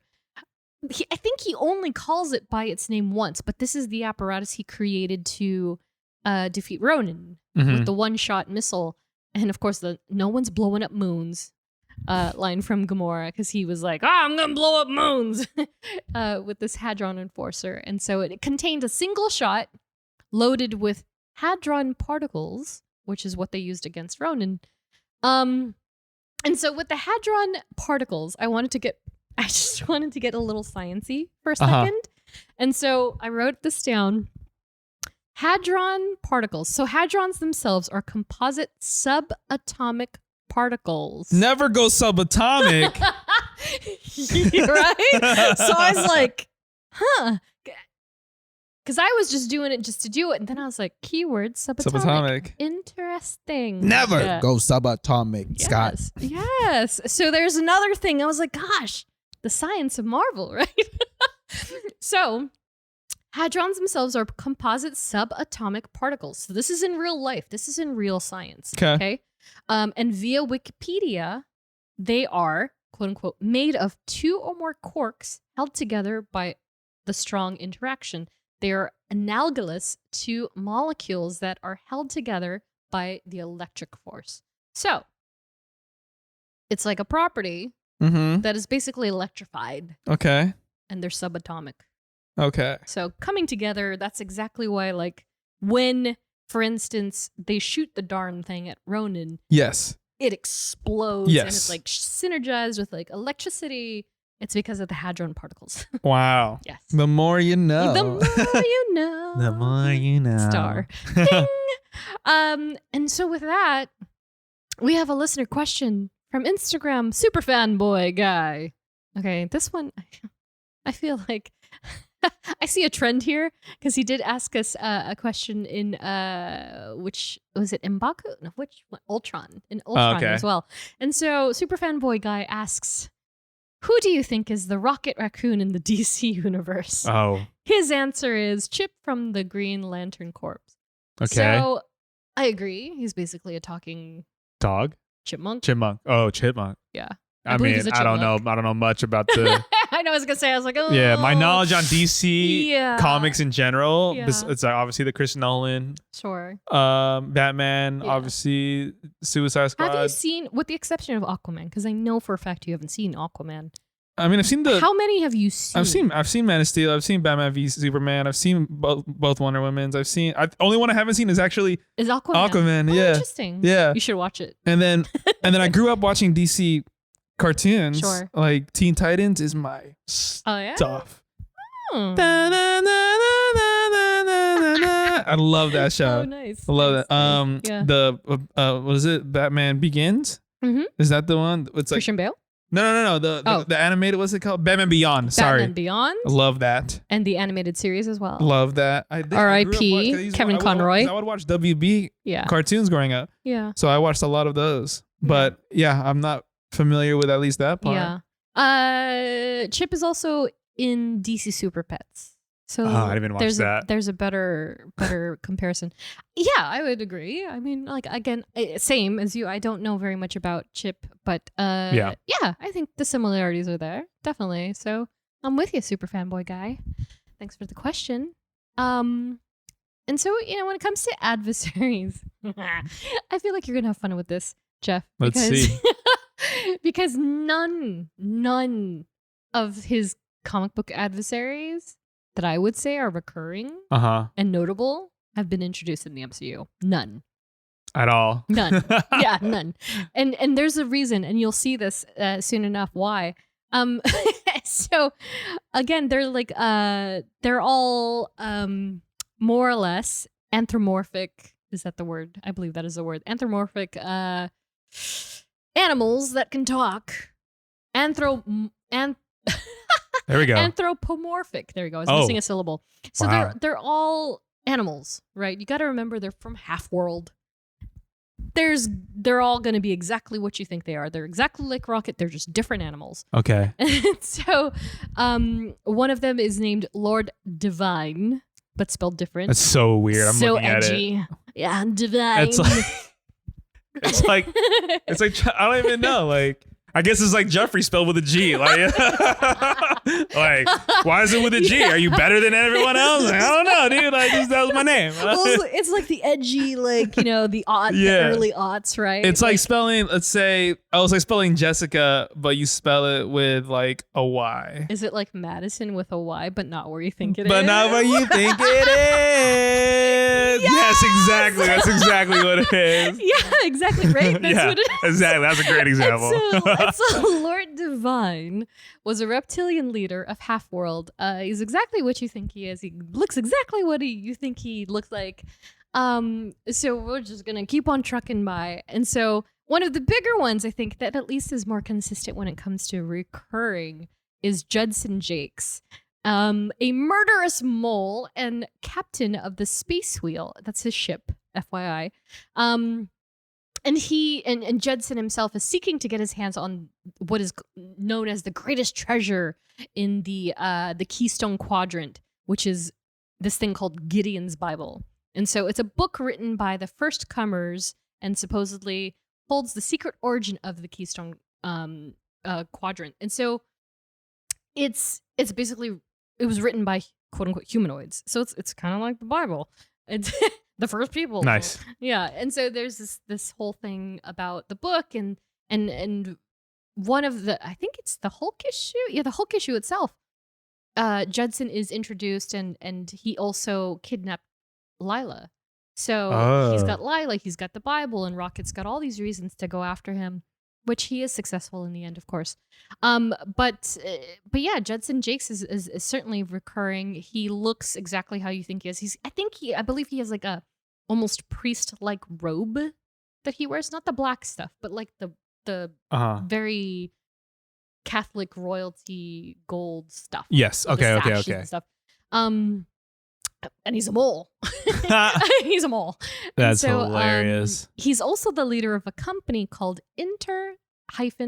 Stel Mechanics and consists of so these are funny because they're like three of these archetypes within his company, which is both a company as in a group as well as like a company. Yeah. And so one of the people in his group is named Uncle Pico, who was a tortoise. Wow. And he's a chief scientist of the group. Turtles are smart, man. Looks exactly what he think it looks like. They look like a tortoise. And they all they walk on their hind legs. So they're exactly like Rocket. Yeah. But they're just these animals that we're mentioning. And then these are the most bizarre things I think that exist. Well, I don't know. They're all pretty bizarre, but there are literally killer clowns. So, like, isn't there a film called Killer Clowns from Outer Space? Oh, is there? Maybe. I wouldn't doubt it. I'm pretty sure there is. But yeah, there's a group of killer clowns that are cyborg assassins that skip across space. Sounds like a fever dream. On silent rocket skates. That sounds like all right, guys, we're in a meeting. Like, what kind of villain do we want today? Spin the wheel. Killer clowns. All right. Exactly. Johnny, spin it again. Let's see what kind of like type of people they are. Cyborg assassins. All right. There we go. Jim, he's got the next one. You're the last one. Make it count, buddy. They're on skates. Sick. Ding. Yeah, exactly. There it is. Ding, ding, ding, ding. Yeah, killer clowns. So they look like killer clowns. They are killer clowns, and they're on these rocket skates, but they're silent. So bizarre. The 70s, man. That's so funny. Well, this is man. even this is the mid 80s at this point, right? So it's kind of like And the 80s was something it's like else, man. metal bands. You know how people metal hair ask, bands? like, if there's a decade you wish you lived in? Yeah. I think it'd be the 80s for Really? me. Because I love the music so much. And then you see Interesting. the fashion and you see, like, the Sure. tropes, Synths. the trends. Yeah. Yeah, like synth pop is my one of my Right. favorite genres. So, Yeah. and then you have For sure. you have robo assassins that wear roller skates, Silent. silent roller skates, They're silent. Yeah. And they look like clown. They look like killer clown. They have the frilly Imagine collar. Ronald. I'm imagining Ronald McDonald on silent. Yeah, it's like if Ronald McDonald and the It Clown were cyborg assassins and rolled around the galaxy on silent rocket skates. There you go. That's hilarious. Boom. I love that. There it is. And so I kind of low-key hope he brings them in just somewhere. Somewhere. It's like my Stiltman pipe dream, right? It's like I'm Stiltman. team Stiltman. I'm team Stiltman. Yeah, so right there, Stiltman woman, killer clowns. Let's go. And then and then there are these other things called Dread Draculars. Oh, So it's built on the word Dracula. Okay. Obvious. that's what I assumed. And so they're interesting because they look like you can't even identify what the animal is per se when you look at it firsthand, but it just looks like a floating elf on a shelf. Floating. Yeah, like All they right. flap around. They have these outfits that are green and red, Yeah. like an elf on a shelf, Uh-huh. and their neck is like their face is covered, Okay. and then they just glide around. And so they're apparently derived from bats, which is Okay. henceforth a I Dracula. get it now. Okay. And they just sweep around, and it's like weird. That's it? It's weird, yeah. And there's More power to him. There's a lot of them. And so he fights those. He fights the clowns, and he fights Uncle Pico. But the animal fun doesn't stop there. There's also Black Jack O'Hare and the Black Bunny Brigade. These are all real things. Although I gotta say, Black Bunny Brigade sounds like something that Bad Bunny would have. Black. Right? The Black Bunny Brigade for Bad Bunny. Bad Bunny Brigade. Can you imagine if Bad Bunny played Black Jack O'Hare in Volume 3? That would be iconic. That's a missed opportunity. Yeah. Gosh. Yeah. So Black Jack O'Hare, he's the big bad. He, I feel, is numero uno when it comes to Rocket, at least in the modern sense. I feel like he is number one adversary. Okay. Because he does come in and out a lot. I think he has a patch on for one eye. A raccoon versus a bunny. Exactly. Wow. Which is like makes the rabbit thing, sweet rabbit, very even funnier. Because Bad Bunny. Black Jack O'Hare is, he's a bad bunny. He's a bad bunny. And so he is the leader of the Black Bunny Brigade, who are automaton assassins that are renegade rabbits. Why is everyone an assassin? And just They're all bounty hunters and assassins in space. Mandalorian is an assassin. More or less. bounty hunter is just Han Solo! Yeah, he's an assassin. They all do it. They all got to make money. Yeah. I guess that's the last job in the galaxy, right? So yeah, they're all assassins. The galaxy is vast, my friend. I guess a lot of bad people exist, and so they all do it for money. And then Blackjack himself is actually later revealed to be Rocket's doppelganger. Wow. So that just kind of heightens the entire situation, right? Because, like in the films, there ain't nothing else like me but me. So, there ain't nobody else like me but me. There you go. So it's like that, right? Yeah. So it's like, he's meant to believe that he's this very unique, he is the last of his kind from Half-World, and then boom, you actually have a doppelganger, and he's a freaking bunny. Yeah. So it does heighten things a lot in the books, and of course, Leela is part of the Lila. God, it's because I have a coworker named Leela. I get it. So Lila, I have to think of Eric Clapton. Lila is also in the fray a lot when it comes to the adversaries, and we'll talk a little bit about her later on. But yeah, it's that old trope of they kidnapped my girlfriend. I gotta go save her, and then he makes a lot of enemies. They just all happen to be funny furry animals. So again, like I mentioned, there are no MCU counterparts for any of these things. Yeah.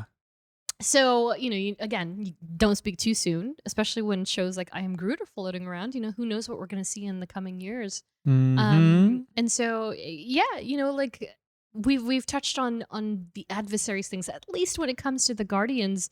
It's pretty consistent around, across the board. They all have maybe one or two in the comics, but all of the ones that we've seen in the MCU, none of them, with the exception of Gamora and perhaps Drax, have the exact adversary. So Ronan, no, not really. Taserface and the Ravagers. Taserface. Yeah, no. Taserface. And Thanos, they're not. It's not safe to say that they are adversaries with Rocket Raccoon, but the Guardians of the Galaxy, yes, absolutely. So, of course, Ronan, portrayed by Lee Pace, icon, as well as Taserface and the Ravagers, Taserface himself portrayed by the incomparable Chris Sullivan. Oh, my God. I love him. Do you watch This Is Us? Or did you watch This Is Us? I didn't know. He's on that show. I know. He's one of the main people. He's fantastic. And it's hard to believe, once again, that he is Taserface, because he's such a jovial, sweet man in real life.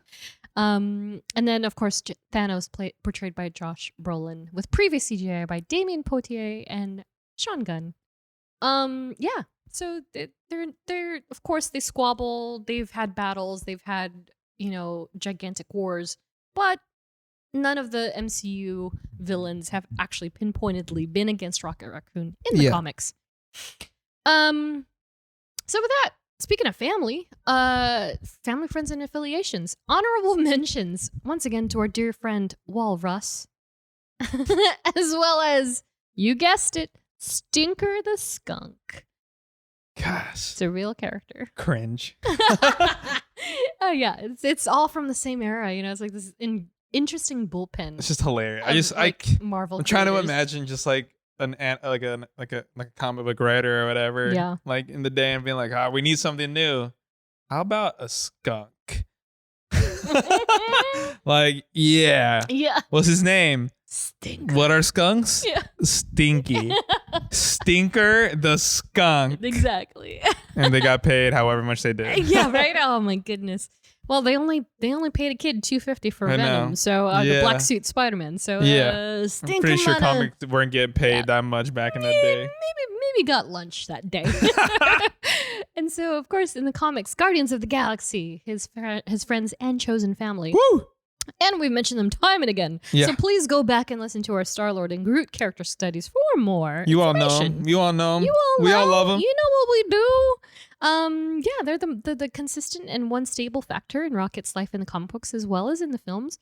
And lest we forget, Groot was actually the first Guardian of the Galaxy that Rocket came to know, immediately connecting with him when they met in prison, way back when, in the modern Star-Lord issue, actually. Star-Lord? Yes. Guardians, yes. He was getting his bionic eye implant. Quill was, yeah.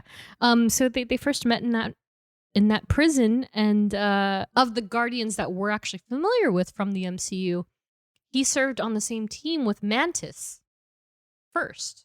Groot, interesting. Wow. when Star-Lord came, yeah. So it was Star-Lord, Mantis, Groot, and then they had a couple of other ones. That the bug guy. And Bug guy. It's a completely different team otherwise, but those three folks, those are the core team with Rocket when it came to the Guardians. And then, of course, in the MCU, the Guardians of the Galaxy themselves, my favorite cast, portrayed by Chris Pratt, Zoe Saldana, Dave Bautista, Karen Gillan, Palm Clement, Teef, Sean Gunn, Vin Diesel, Michael Rooker, and Maria Baklova. As Star-Lord, Gamora, Drax, Nebula, Mantis, Kraglin, Groot, Yondu, and Cosmo, respectively. So again, love me some Maria Baklova already. Like, love her as Cosmo. So I was like, wow, we're gonna get Cosmo. Welcome to the family. Like they're just gonna. You know what's crazy is that I remember James Gunn very distinctly being like, I'm never gonna have Rocket and Cosmo on the same screen again. It's too expensive. Shooting a dog is hard. He said that? He said that because in Volume 1, when Cosmo makes her first cameo, she's in one of the collector's cubes, remember? And Rocket walks by and he growls at it, right? And I was like, oh my gosh. Which is why they adopted Cosmo in the Guardians of the Galaxy ride in Avengers Campus, where she's sitting there and she's got a tore up raccoon on plush on the floor, and she's being a good girl, and it's like, okay, that's it. And he said it's a pain in the ass to do the shading and the lighting for the dog, and to do it with raccoon on top of it. It's miserable. It's not even never that. gonna do it again. It's a dog. It's a raccoon. It's a tree. Yeah. So he swore up and down he would never do it. And what has he done? He did it. All three of them are on screen now. I was like, you. And she's adorable. And it's all CGI. He said it on Twitter. It's Cosmo's all CGI. Yeah, and 100%. It's like, yeah, you have more freedom in that. And she looks amazing. Yeah. Like, it's hard to tell that it's a fake dog. It's just so like crazy, like watching the movie, and then I played the game that you let me borrow. Yeah. Because now I'm like seeing like Cosmo played a huge role in the game. Yeah. And then now it's like, was the game influenced by the movie? And then is the movie is James Gunn influenced by did James Gunn play the game? Like, I say yes because he stole my face. And he confirmed it with his tweet. Dai's still on this. I'm still on this. Me and James Gunn are best friends in my brain. I would love. Oh my God. I would love to have like a lunch or a dinner with him, man. He's cool. Just talk to him. Like in the 5 minutes I talked to him, he was I would just love to talk movies and talk how his brain works. I would talk music with him. Yes, I love meeting people who are just who just know so much different genres of music that I don't know much about, and I love hearing how they like for sure visualize it. Yeah. But yeah, we're getting all these characters, and I'm like, oh my gosh. Yeah, so fantastic. So again, like DC fans, I am happy for them, because they're gonna get a lot of what we've already got. Him and Saffron, right? Is that the other co-head name? It's him. Yes. Yeah. Eric? I think it's like something with a J also. Oh, I don't know. Josh. Yeah. Something. But yeah, they're good. They're like it's gonna be great. Yeah. Like good for them. Yeah. Like he's probably like DC fans are probably like, finally. Yeah. And I structure. Exactly. And I said this before in a previous episode. I'll say it again. For all the people who want to see some semblance of DC versus Marvel, if anyone that's the guy to do it, that's the guy to do it. It's gonna be James Gunn. Because James Gunn and Kevin Feige can easily have a conversation. And and then I think James said it too in a tweet. He said like, oh, like what did Kevin say when you got this job? He was the first person he told. The first man, he was like, hell yeah, like go for it. He's like, because after May, like you're that's you. Yeah, that's DC's all you. Yeah. Love that. And I think Feige even said back, he was like, yeah, when those movies come out, I'll be first in line to watch. I was like, dang. Thank you. Finally. Maybe we will. Maybe there is a future where a DC Marvel movie, even if it's just a one movie, I'm gonna be like 80 with a select amount of heroes, even if it's like a handful of heroes. Just a one shot. Yeah. I'll take a one shot. Yeah. Sure. But yeah, it probably won't happen for like it's okay, because we haven't even gotten the X-Men in the MCU yet. So yeah. Let's work on that first. Yeah. So we got a listener question from, once again, Ariel Tima. Woo! Who do you think Rocket would be if he wasn't the best dad to Groot? Whoa. See, and this kind of goes back to the question about We were talking about it earlier, right? would because he have he's unified with because him? he's such a Mhm. father to Groot. Yeah. I just think he'd be much more aggressive, and I don't know what would it take for him to open up. Dare like I if say he a rabid raccoon?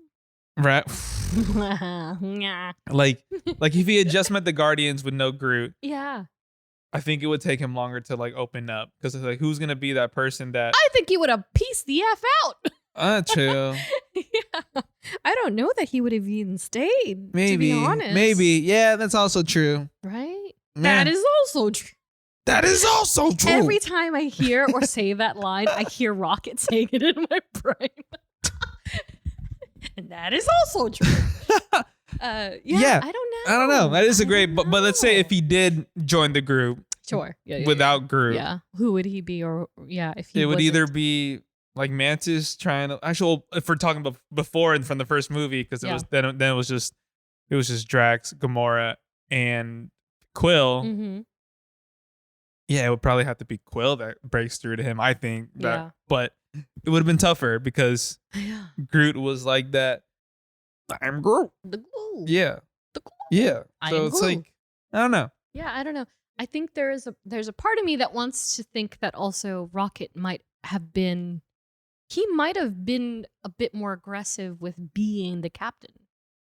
Right? Because like he was very much like my Yeah. ship. This Yes. is my ship. My ship. My It's ship. my shit. And so I feel like he backs off a bit because he knows his quote unquote his place per se. Yeah. And so I feel like if Groot wasn't there, or at least they didn't have the dynamic that they now have, Yeah.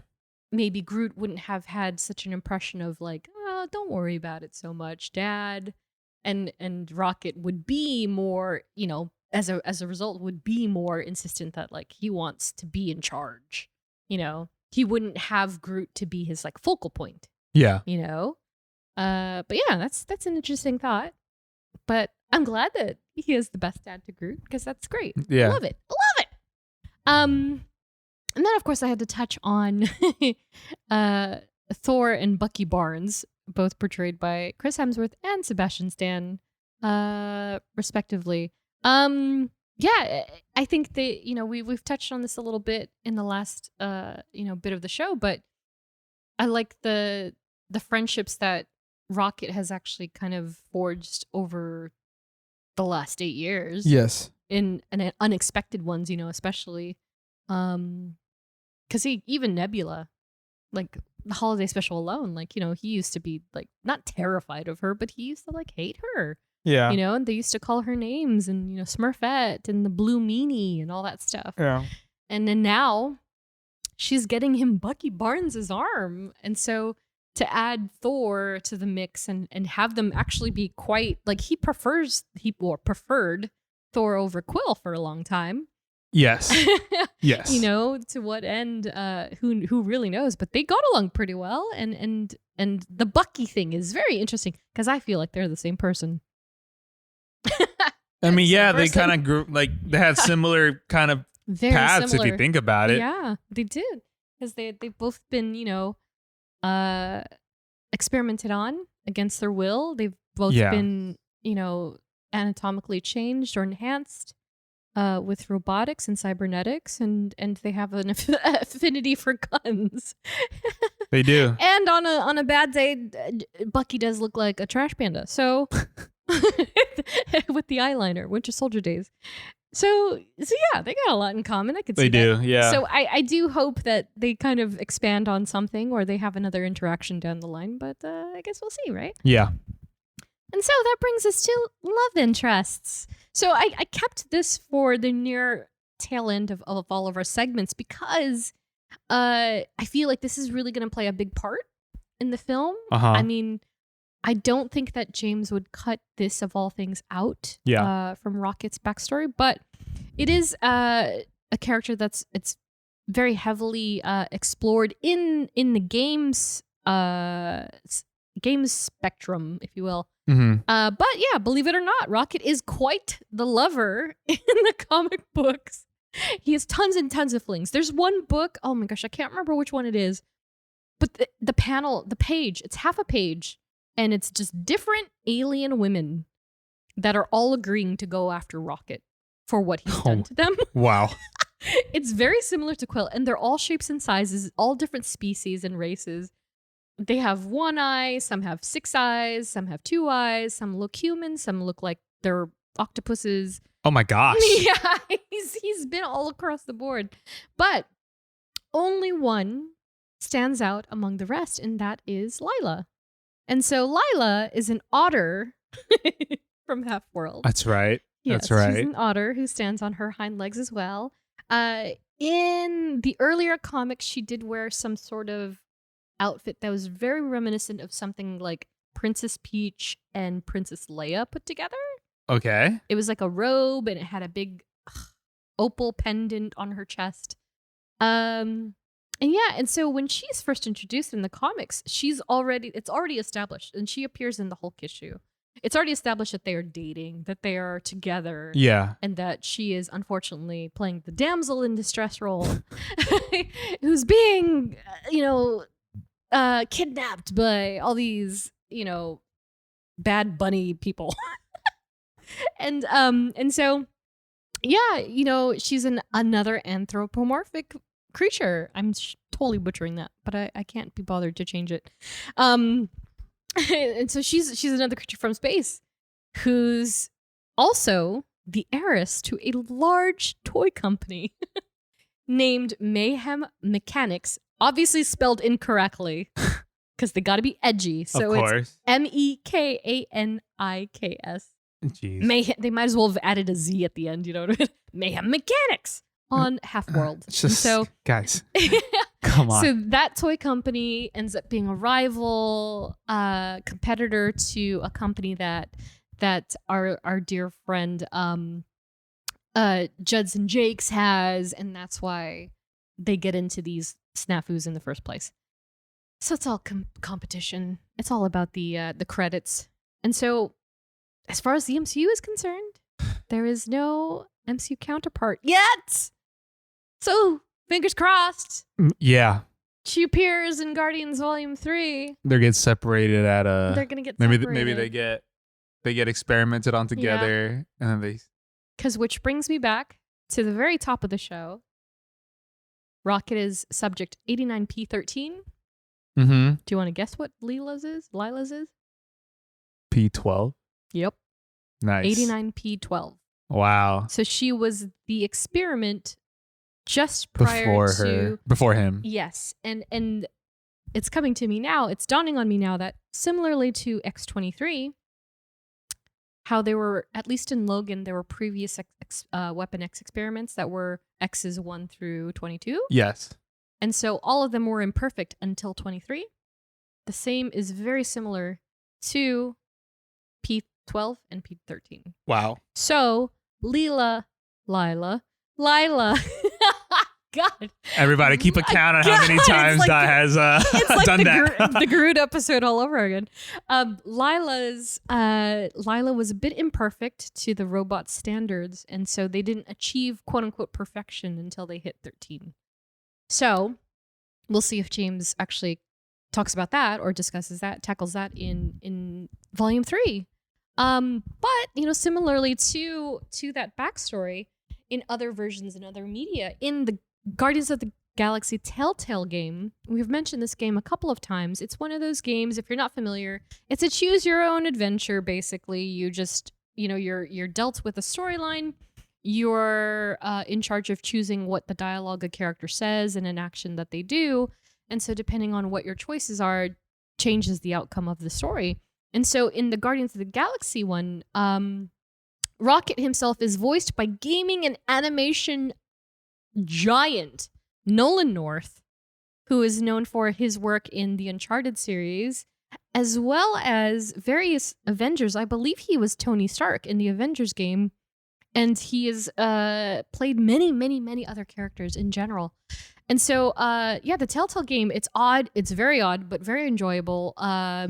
They took a deep dive into Rocket's backstory, which very much included Lila. And so there's actually one of the, playing that game, I remember, it kind of made me cry, at least the Oh, Lila really? part, because there's this whole sequence where you're on Half-World and it's a flashback, and they're trying to escape while I think the building or whatever the facility that they're in is exploding. It's it's like blowing up. Okay. And Lila, I think she was like, she wasn't doing well already because the experimentations were going so awry.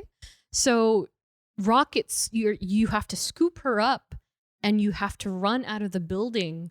And then once you've successfully done that, she like dies in a pond. Like he lays her down into the water and he's like, "Oh, it's okay. You know, we'll just rest for a minute and we'll get up and we'll get out of here." And she's like, "Oh, Rocky, I can't do it. I don't think I can move anymore." And it's like, it's so sad. So Oh I'm my like, "Oh, no." goodness. So I don't know what they're gonna do, but in that game, she did pass away. But she is alive and thriving in the comics. So we don't know what James Gunn is going to do and how he's going to explain any of this or any of the character if he does bring her in. But she died in that game. In the newer one, I don't believe she's in it at all. Right? I don't think they touched. Did he mention her? I can't remember. Maybe, but I don't think. No, I don't really remember much about Lila. on like Rocket's backstory in the game. I don't think they tackled it nearly as much. It was mostly about Quill. It was mostly like Quill. It was Quill, but and so in Marvel's Guardians of the Galaxy, which was released on PlayStation 4 and 5, God, game of the century. It was so good. Well, not century, but definitely game of it definitely deserves awards. It does, for sure. Voiced by Alex Weiner. In this game, he does a fantastic job, very Bradley Cooper-like. So both these voice actors, and as well as the cartoon versions, they all really adapted and adopted the Bradley Cooper voice. No one's really done the Cockney, which I kind of like. I wish I could hear at least sure. once. But you can't blame him because you and I have been doing the Bradley Cooper all episode. So in the Guardians of the Galaxy, the new game. Yeah, again, like Jeff said, they don't really touch on Rocket too much. There are some nuances that they reveal a little bit here and there, but all you really get is that he's a seasoned, bounty hunter of sorts. And what I do like about his aesthetic, aside from the fact that he has all these cool outfits, is that the default Rocket has not only a goatee, but he has a tiny baby Groot on the goatee. Did you notice this? Probably like being like, oh, and it was just There's like a tiny bead. He has a tiny bead. Oh, okay, and okay, it's a okay. baby Groot head. Wow. Yeah. Wow. Yeah. You can tell who's been taking photo mode. Oh yeah, This girl. I play those games for the story and just get immersed in it. Oh, yeah. I don't as much as getting into the details. It's so great. Oh, so good. And then on the other side of the spectrum, we have the Guardians of the Galaxy Mission Breakout ride, as well as the Cosmic Rewind that just recently opened in Florida. And so, we've talked about these rides a couple of times. The Mission Breakout here in California, it has regular and Halloween versions, and Bradley Cooper is all over it. He does the voice for Rocket throughout the ride. Whereas, contrary to earlier reports, Bradley was not involved in the making of the Cosmic Rewind. Oh. So it's not his voice. Okay. Unfortunately. I thought it was. I thought Gunn mentioned it, but apparently not. So there's no record of who voiced him on Cosmic Rewind, but I haven't ridden it yet, so I can't tell you anything about it. And I haven't looked anything up because experience is everything to me. So hopefully I can have a different story later on next year. So that brings us to the future of the character in the MCU. What do you think, Jeff? Well, yeah. He has said that Gunn has said that this is the last time Guardians Volume 3 is the last time this ensemble of the Guardians.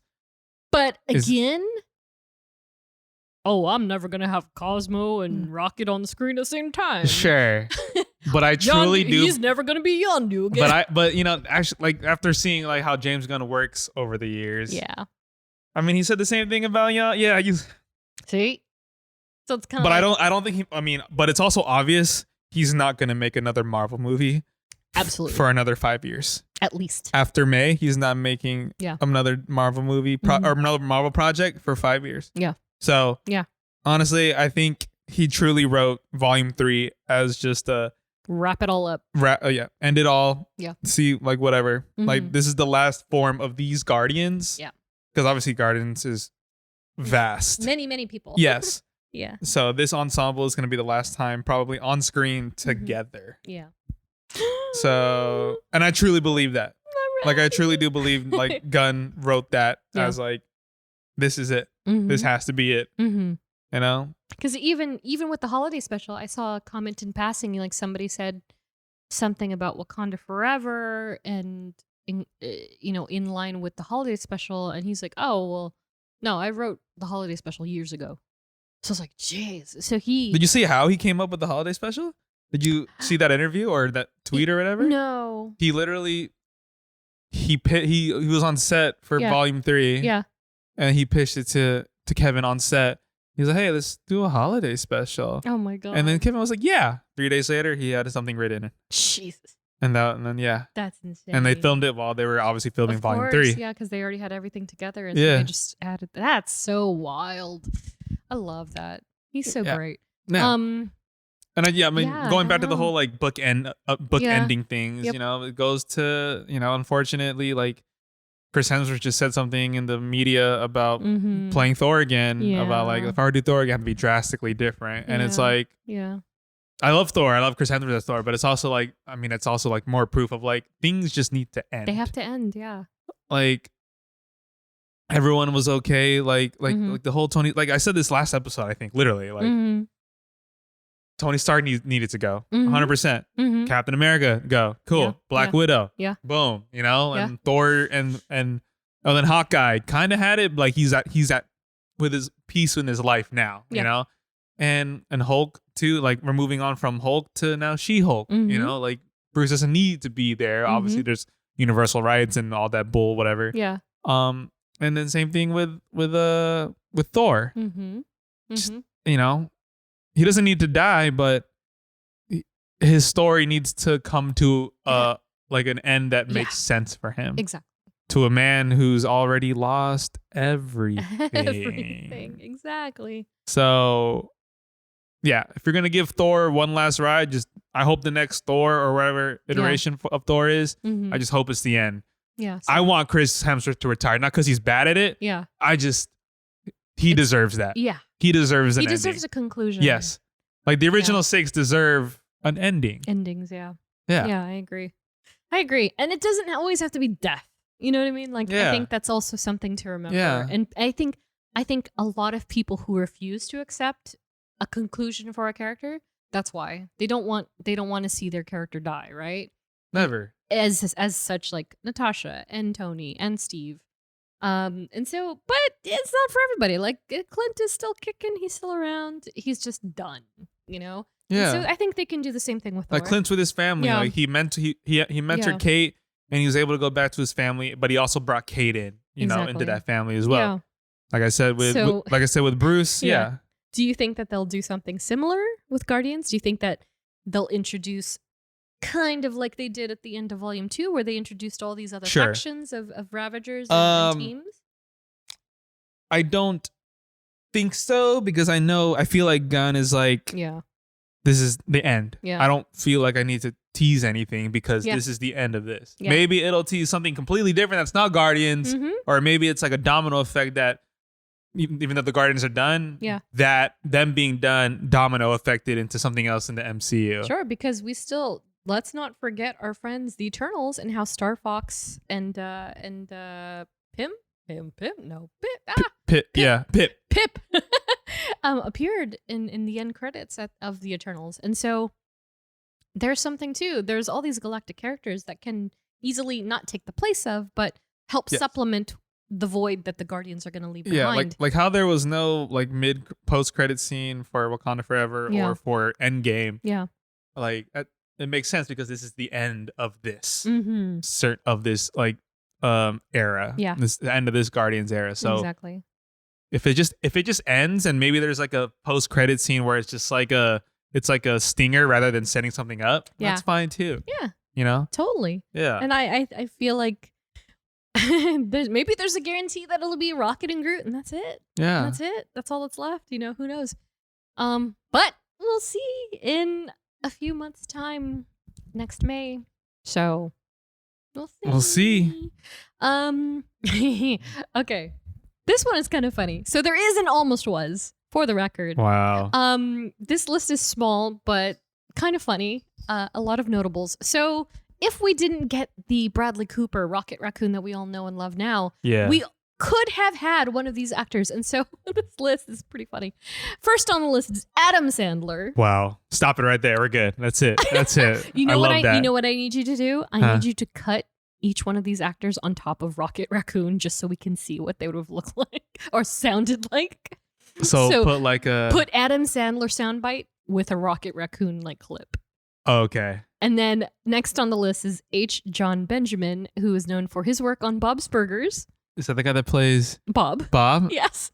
Oh my God. Jade, come look at this. I can't even. Oh my God, Quill. Oh my God. Yeah. And then followed by David Tennant, who is not only a Doctor Who, but also Purple Man, which is interesting because he's English as well. Yes. So instead of is Jessica. I was going to say, he does. That's, Jessica Jones. Yeah.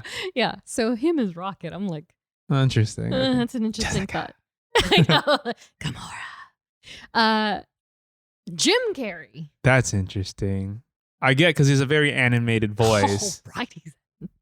Oh my God, Bruce Almighty is literally one of my favorite movies of all time. Oh really? Yeah, it's like one of my favorite like comedies. He's just like he's oh my God, what does he say? He's just like, but yeah, Jim Carrey is just super animated. Yeah. Like it's sassy. Yeah, right. Like imagine a lot of that. Yeah, and his work from The Mask. Yeah, you know, as Rocket Raccoon, and then of course, last but not least, Danny DeVito. So the argument or the debate was that Bradley Cooper brings more of a New York, like Rocket Raccoon. Oh, like I'm walking in, exactly. like get out of here, yeah. And then Danny DeVito would have brought the jersey. Sure. I can't like, even. Don't even ask me to do a Danny DeVito. That's hilarious. I'm gonna make for one of our media for the Instagram. I'll do. Oh my God. I'll make a video of. I'll get a picture of Rocket. Yeah. And then just an actor's soundbite over it. Yes, exactly. Oh, so great. So yeah, so those were the almost was. And last but not least, some suggested reading. Gosh, this was hard because I mean he's just so funny and so well written in so many books. So I mean, go ham. But to pare it down to just 4 titles, I'm gonna suggest Avengers: No Road Home in 2019, released by Mark Waid, Al Ewing, Jim Zub, Paco Medina, Juan Velasco, and Jesus Arbutov. As well as Rocket, one of his solo titles, released in 2017 specifically by Al Ewing, Adam Gorin, and Michael Garland. Of course, one of my favorites, Guardians of the Galaxy 2013 run by Brian Michael Bendis, Steve McNiven, John Dell, and Justin Ponser. Rest in power, dear friend. And Rocket Raccoon 1985, the very first solo title by Mr. Bill Mantlo, Al Gordon, Mike Mignola, and Christy Scheel. And with that is the end of the show. Wow. Rocket Raccoon. Rocky Raccoon. Rocket. Where is he? Oh, he's sleeping. What is the line? Awake. What is it? What does he say to Groot? He's like asleep for the action or asleep for the action, awake for the money. Yeah, that's that guy. So thanks for listening, guys. So just decided upon before we recorded our next episode before the last of the year, which is probably going to be another highlights reel. But our next character episode, the final of 2022, none other than the incomparable America Chavez. Oh yeah. Here we go, baby. Let's go. Yeah. I brought her up because I was like, I don't realize how like integral she is. She is the only superhero right now in the MCU that is like, well, obviously a lot of them are one of their kind, but literally she is one of a kind. There's no one else that can be her. Yeah. Which is exactly. insane. Like imagine there was like multiple people who can like multiverse travel. Yeah. So like obviously you can have another Iron Man, you could have another Captain America, you can have another Hulk, which we do. Which we all do. All yeah, three. you could have another Thor, like another demigod, you know, but you can't have another America Chavez. Truly like how do you even get that kind of power? And I hope it does get explained at some point. Yeah, I agree. Yeah. So we'll be discussing all things America Chavez in the next episode before the end of the year. And a We Are Groot salute to Andrea, Joliz, Andrew, the Arachnid, Melanie, Ashley, Tyler, Robin, Ed, Katie, Claire, Ariel, Laura, Nats, and Jenny. Follow us on social at STRKCNTRST. And if you like what you hear, as always, please review, rate, and subscribe. Woo! And of course, also become a patron. We'd love to highlight you, and we'd love to have your questions and comments in all of our episodes. Woo! So that's it. End of the show. Thank you guys for listening, and we will catch you in the next one. Catch you in the next one. Bye. Bye. What? How did you get... Hey, don't give me that look. Don't think you're getting at us by being cute. What, why are you handing me this? What is this, more trash? Better be a written apology. Let's see this. Oh, look how big you are. Oh, this is very nice. Hey, we gotta get this framed. Put up at the top of the fridge. I can't stay mad at you, can I?